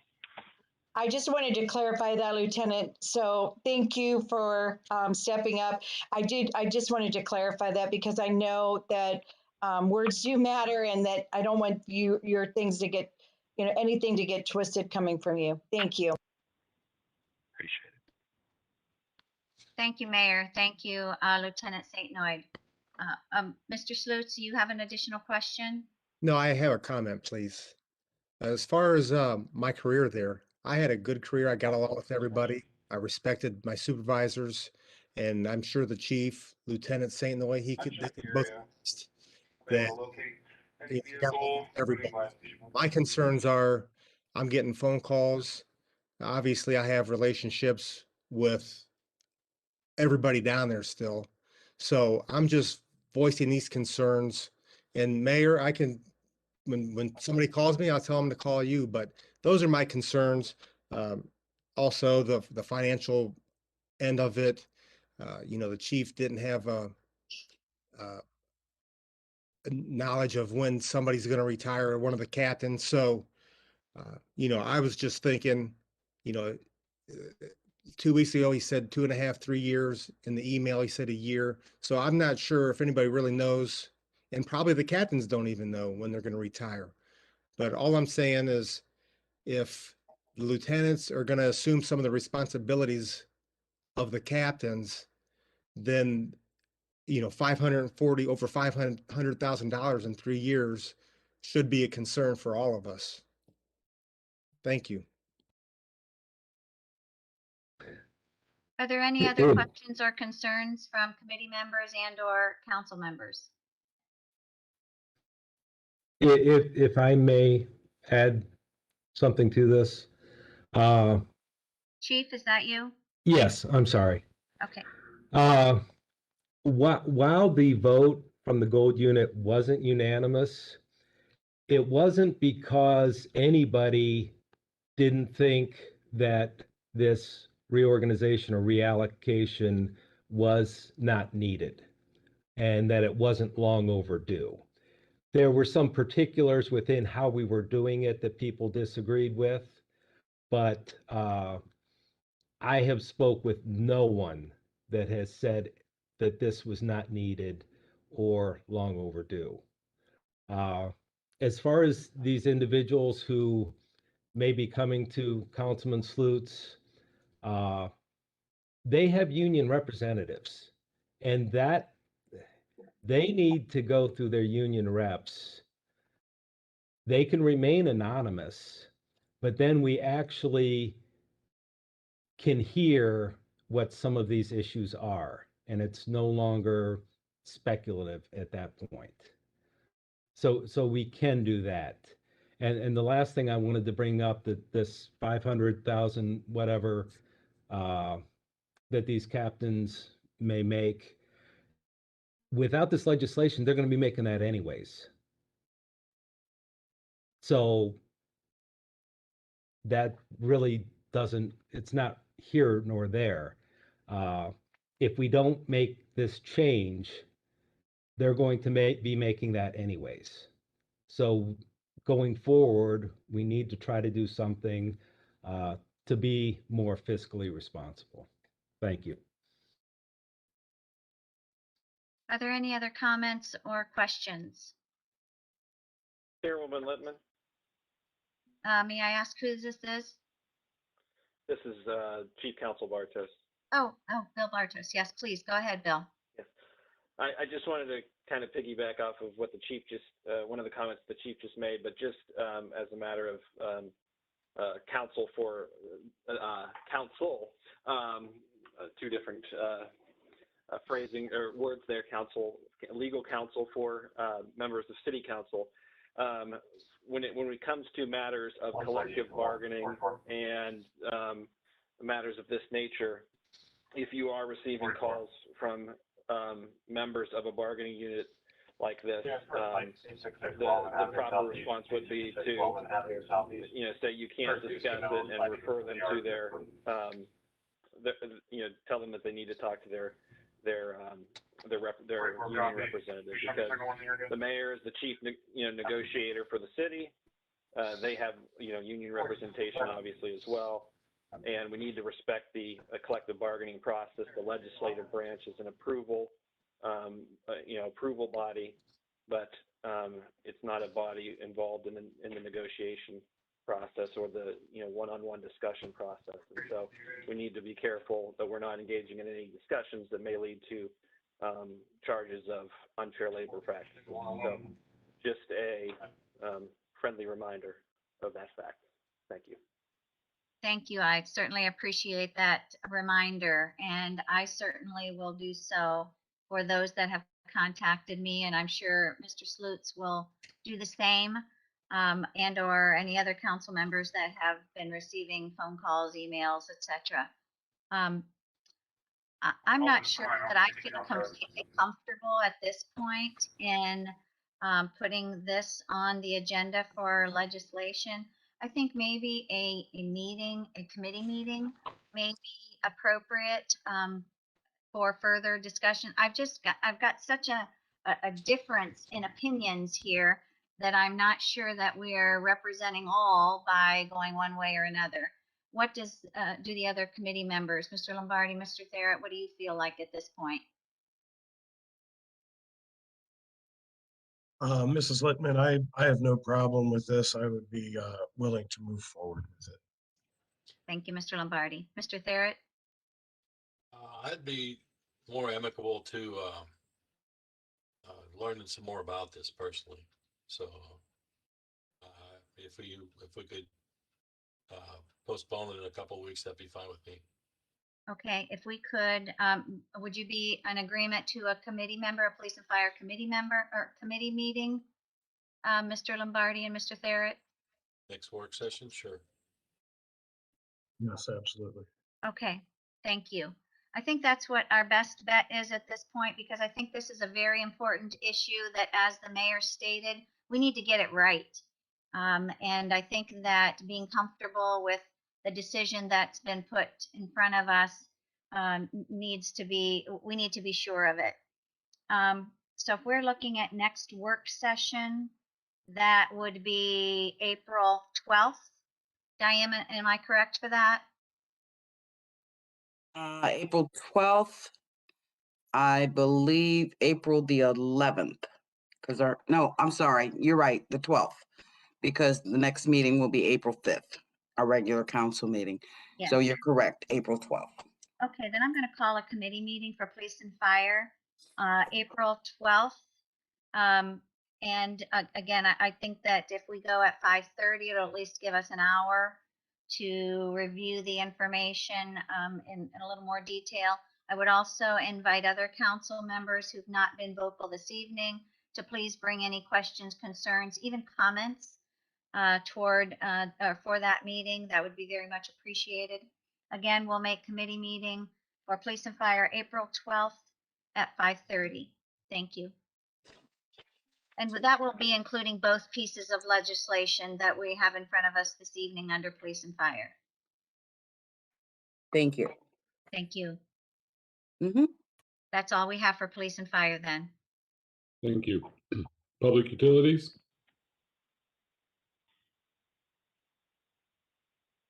I have nothing, Mr. Lewis. Rules and courts?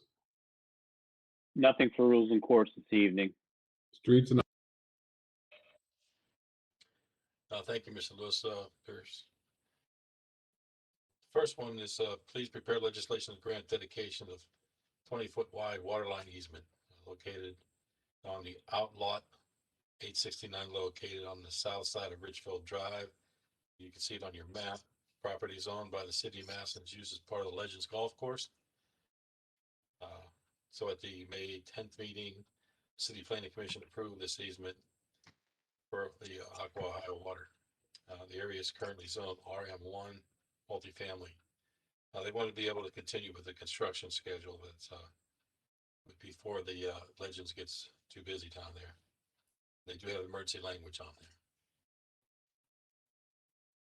there. Is there any discussion or questions about this? Screamer? Yes, I just want to ask if the engineering department is on this call. I thought I heard someone. Yeah. Is this the only option we have available for this water line? Yeah, well, real quick, just to explain it. If there's two separate systems. There's one on Huron Drive in the Walnut Hills allotment, and then on Triple Crown in Augusta, and both are on the single supply line. So if there's ever a break or a fire, there's a severe pressure drop with the residents. What Aqua's proposing, and Aqua came to us earlier in the year to do this. It's a real good idea. It's efficient, effective, and this line will connect the two to create kind of a loop between the two, so we can isolate lines. If there's ever a break, there's no pressure loss to anyone. God forbid there's a fire during a break. We're able to isolate lines and keep everyone serviced and not have any issues. So it's basically creating a loop between the two systems. It's done all the time to assist with pressure and isolating breaks with valves and whatnot. So when Aqua came to the city with this lot earlier, it's a very efficient, effective, kind of no-brainer solution. So looking at any other option is extremely expensive to go all the way around. Ms. Kramer, though, yeah, this is a very effective solution. We're simply granting the easement to Aqua. They're doing all the work. Right. When I said, is there another option instead of going across, I believe, 2 holes on the golf course, is there a way of going around that hole and taking, to try to eliminate any issues with this project? Well, what Aqua's proposed is a straight line shot. I can always suggest to them a different alternate, but that would be, more money, and this is just a straight line, trying to keep it simple and effective. Right, I understand that, but I know I've heard a lot of concerns regarding different lines that are underneath these fairways.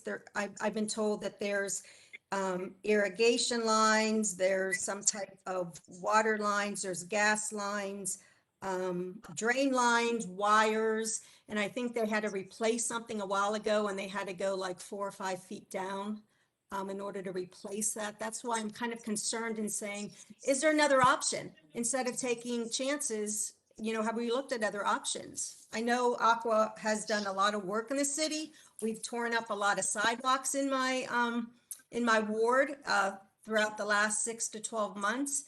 And I just don't see that this is a clean project at this time of the year right now. Okay, well, I can present your concern to Aqua. I can suggest that a representative be in attendance next meeting. Do we have current blueprints? Do we have current blueprints also? Preliminary plans, yes. I don't have them with me right now, but yes, we have some. We have set. Of the lines, of the water line installments, but what about current blueprints of what's underneath the ground in this area? Yeah, we have existing underground records, yes. Okay, thank you.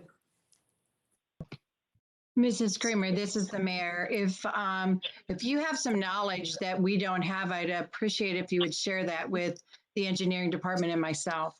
Thank you. I'm hoping this has already been communicated to the engineering department, what I have been told, but I will touch base with them to ensure that they have the same information that I have. So I would be happy to do that. Thank you very much. I appreciate that. Sure.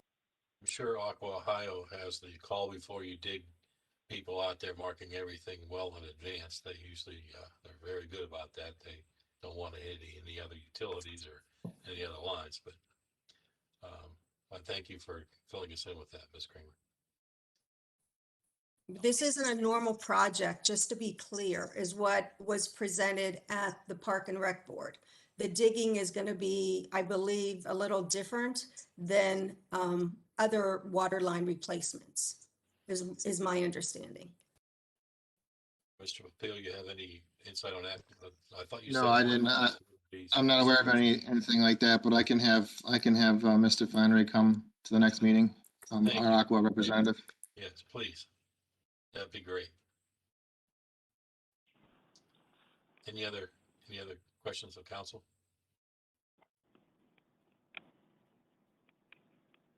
Well, at this point, I'd just soon give my verbal to get this on the agenda, so we can always talk about it.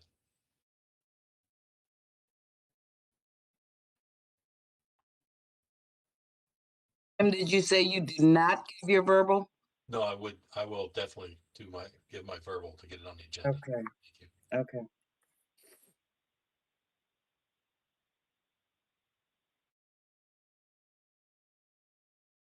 And what about the rest of the streets and highways committee?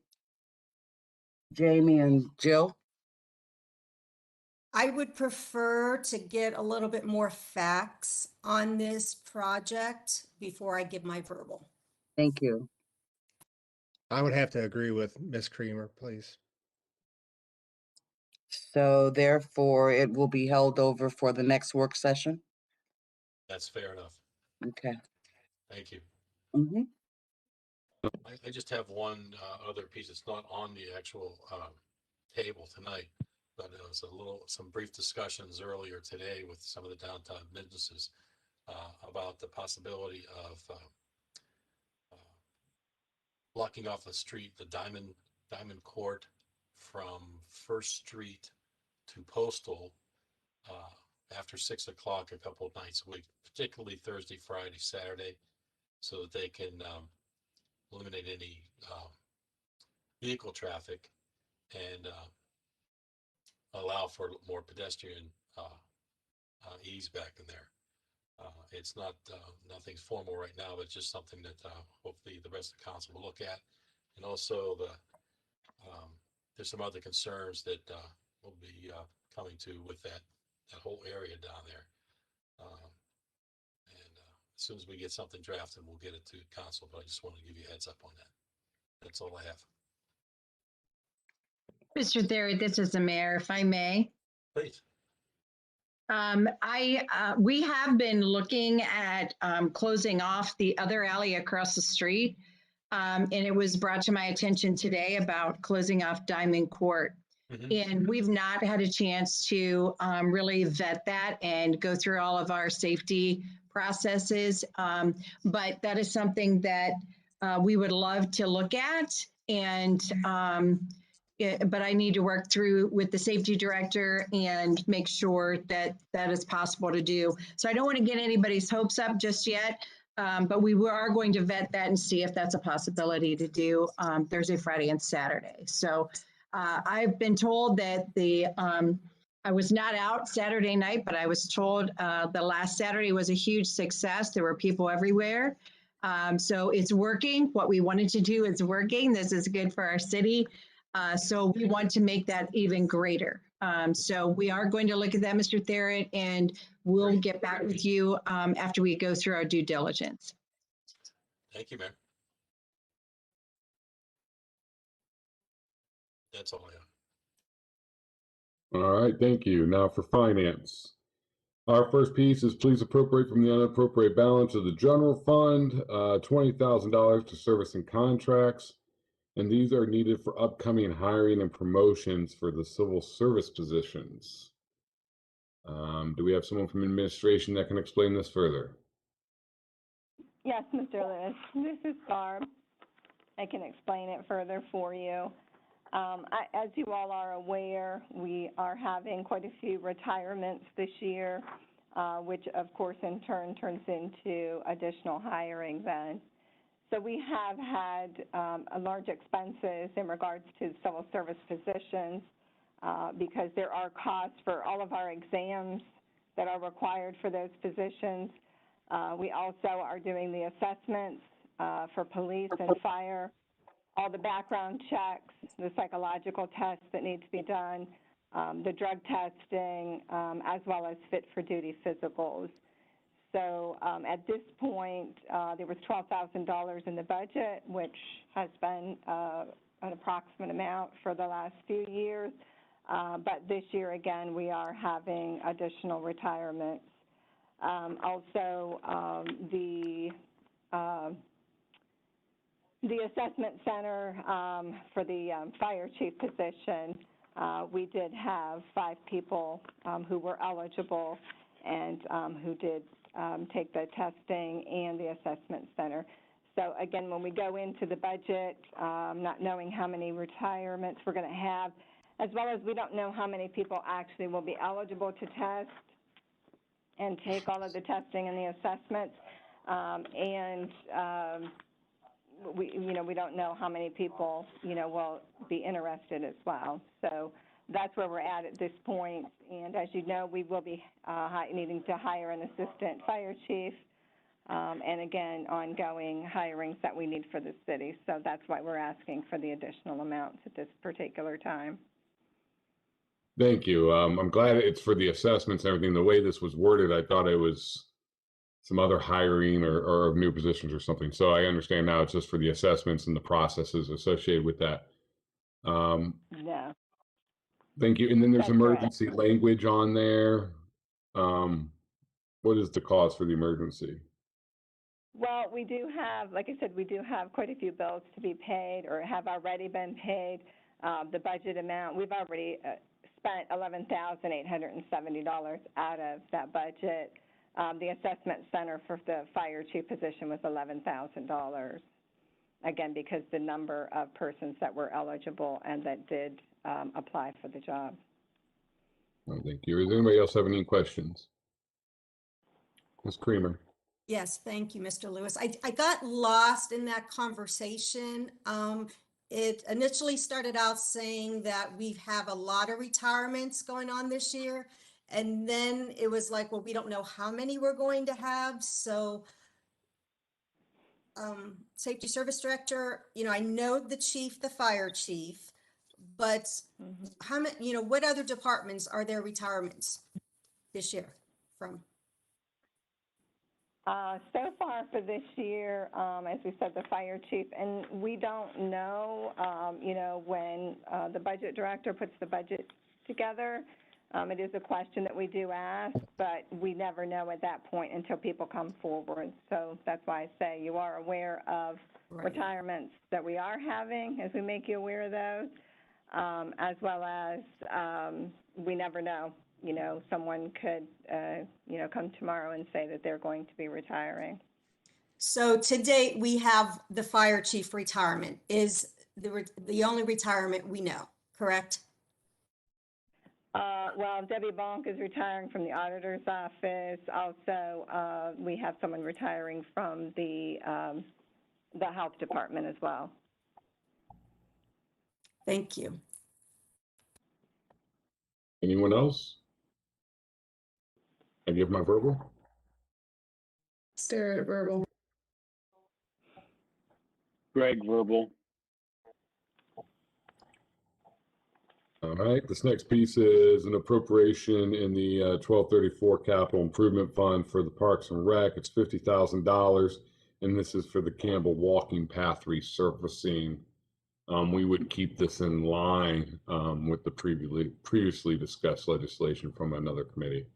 Is there any discussion this evening? All right, I give my verbal. Stare at verbal.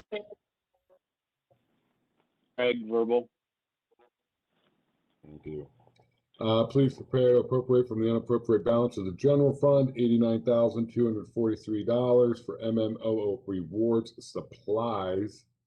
This is because of a rewards bonus for Medical Mutual to be used for the pre-approved reimbursable wellness purchases. And we see on here, it looks like we're getting some nice sanitation equipment, air filtration throughout a couple buildings, including some air purifiers in our, I guess you would call our satellite buildings, such as our fire stations and street departments and things of that nature. Is there someone from the administration that would like to speak in more detail? Yes, sir, Mr. Lewis, I can speak to this. So the city was notified from Medical Mutual that they were offering to us a pool bonus rewards program. And basically the dollar amount that they awarded to us was $89,243. So I did work with the auditor's office in putting together the items that we felt would be the best for the health and wellness of our employees, and basically all persons even coming into our facilities, including in the council chambers area in that building, the Justice Center. So this is what we put together that felt would be most beneficial to all persons, as I said, for their health and their wellness. And that's why I attached with it the detailed listing here. We did have to submit this then to Medical Mutual for their approval, and they did approve it and gave us the approval. So then again, working with the auditor's office, we set up this account so that it'll be good record keeping for us, so that this account is set up. It is then a reimbursement. They have approved it. So once this money would be appropriated, then we can make these purchases on this listing that I attached. And then we will be able to submit the invoices to Medical Mutual and get reimbursed. And that reimbursement will go back into this account then. Okay. Okay, so I think you just answered my question. So it's a reimbursal. So we're spend, then they will give the money back, you were saying, and it'll go back into this MMO reward supplies account. Yes, that is correct.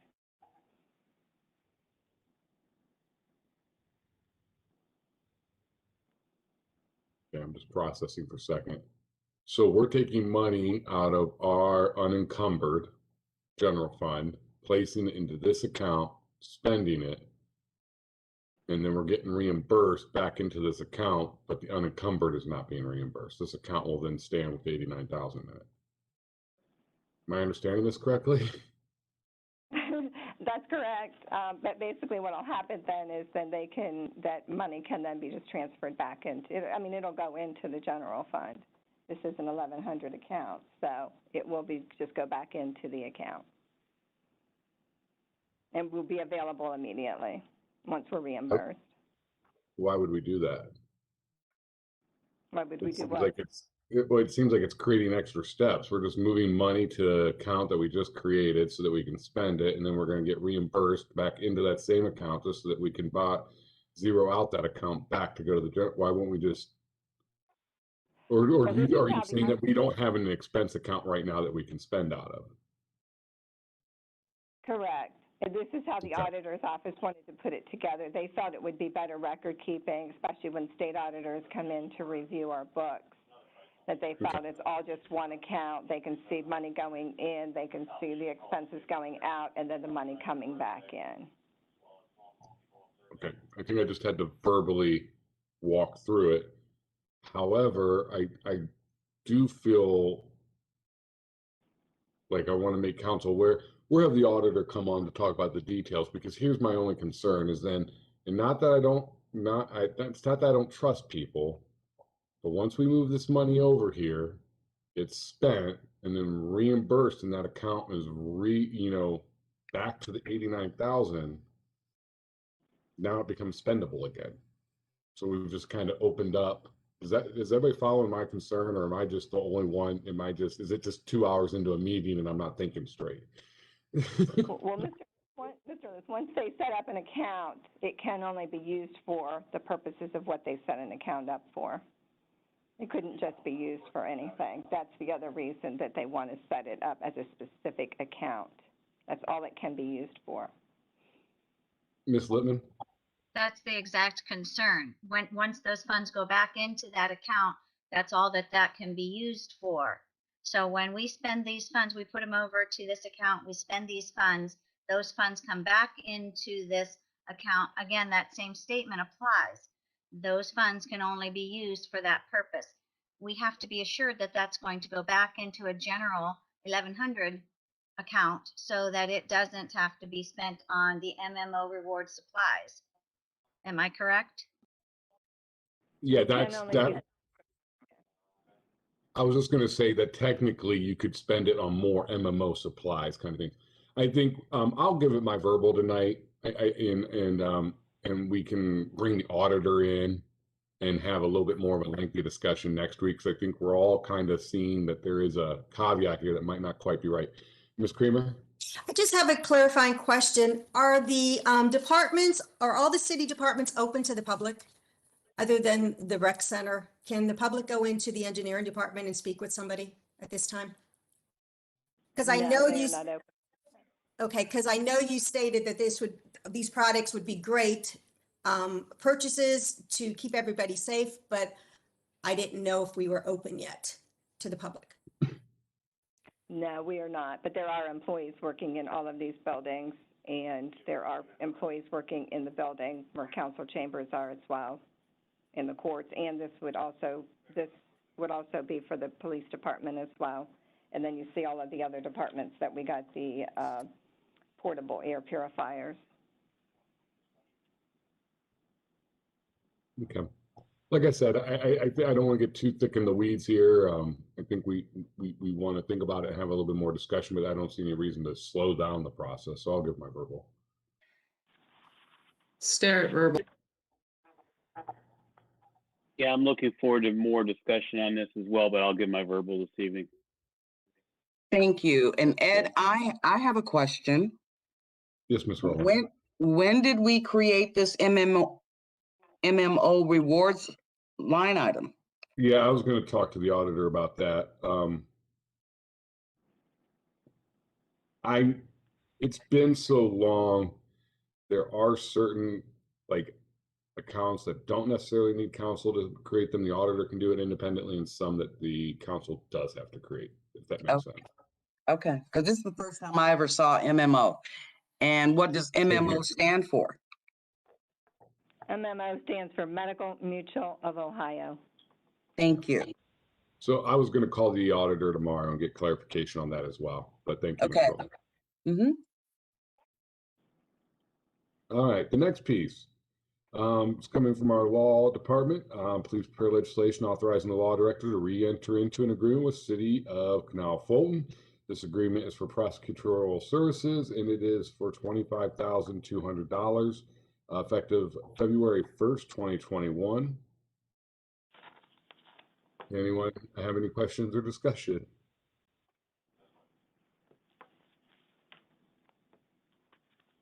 All right, I give my verbal.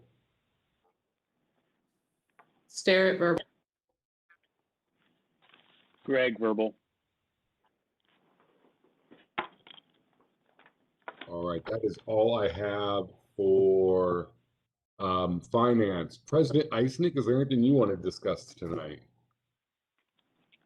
So we're going to be going into council chambers. The first meeting, the first committee meeting in April. I'm fine with that if we can get around the obstacles. So you don't want to try next meeting? I mean, I think I still like the idea of us doing it during a work session. Okay. Yeah, I'd rather we do it at a work session. However, I keep hearing that we're not allowed to. So Yes. we need to get Mrs. Argent on here to clarify that, because she's told us yes, she's told us no, she told us yes, now she's told us no again. Go ahead, Ms. Eisnick. I don't think Justin Richards on. Ted, do you have any input on that? No, the last I heard, we were free to go back. I have not heard otherwise. And President Eisnick, Terry Argent did call me after speaking with Justin after our last meeting. She called me and stated that in her March 2nd order, she had not fully read the order.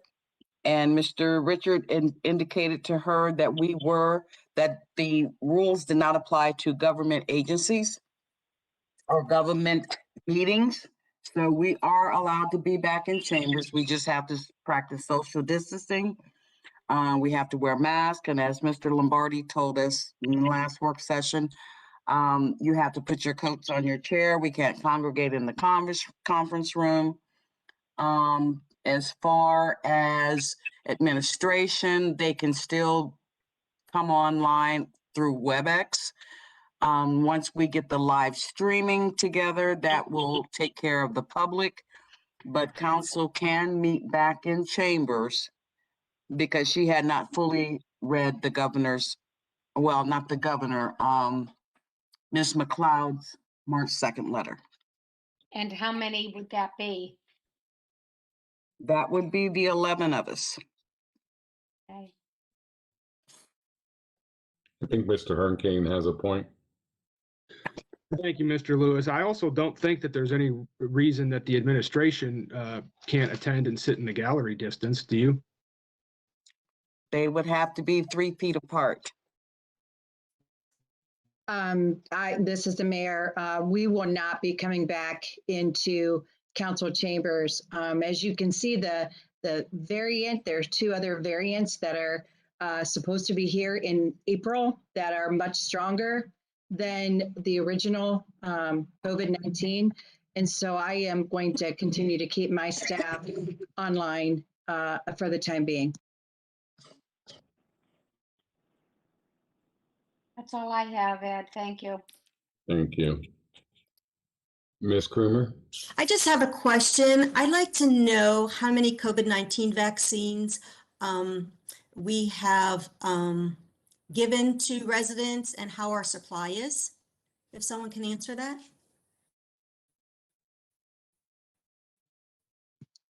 I don't believe Terry's on the line tonight. Terry?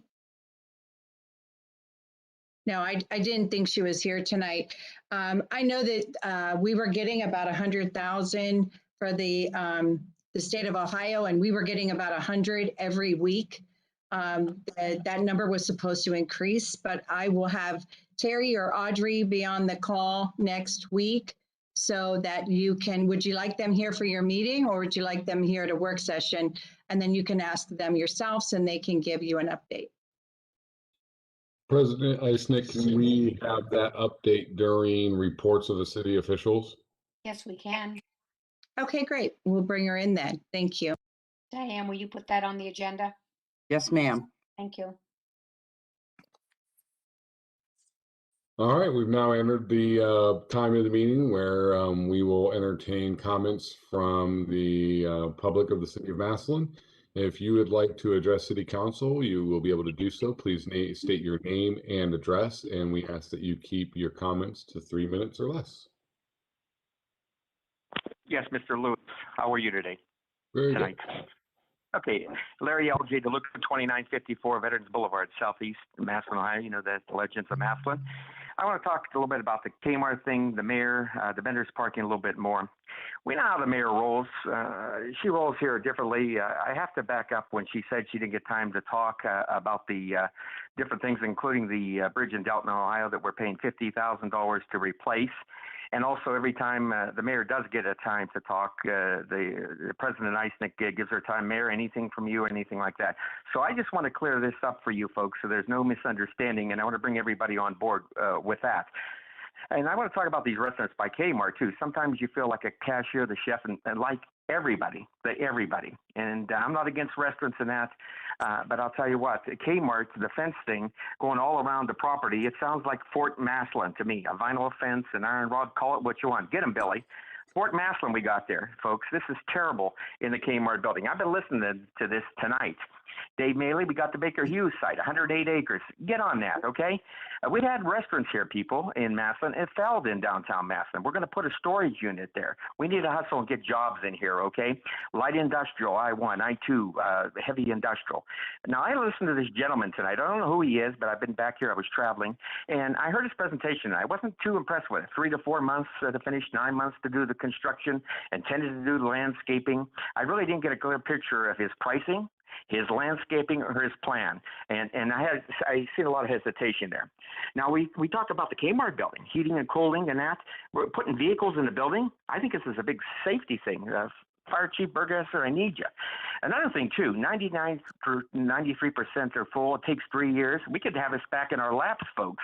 Units going for the building, $120. Does that include a sauna too and a soda? 5x5 unit, 10x10. Are the people, the residents in this area, let's get real. Are they going to have a vote in this like they did in Progressive Chevrolet? Let's put it to them. You know, it seems like the mayor put the hook out in the form of Resi and what bites she's taking.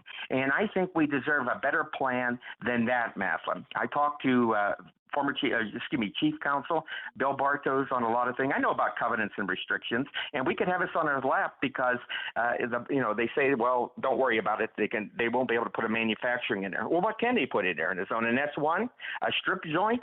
Talked about Sangria. I like these places. I think that there should be a yes, yes, yes to Sangria getting their liquor license.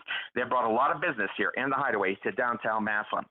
To Councilman Jim Theriot, you owe them speed on this too. I hope, Mr. Theriot, you talked to Bill today in downtown Massillon for some insight of what's going on.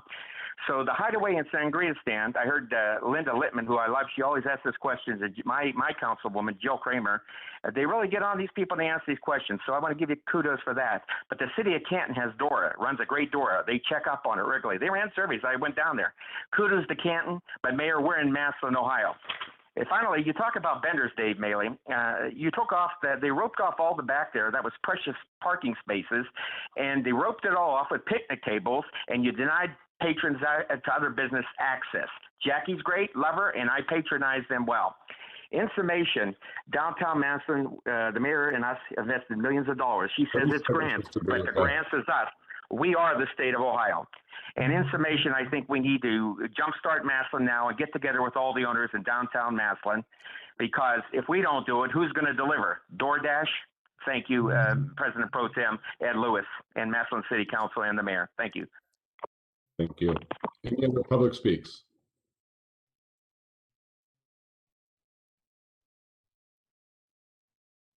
Seeing none, we will all see you guys next Monday.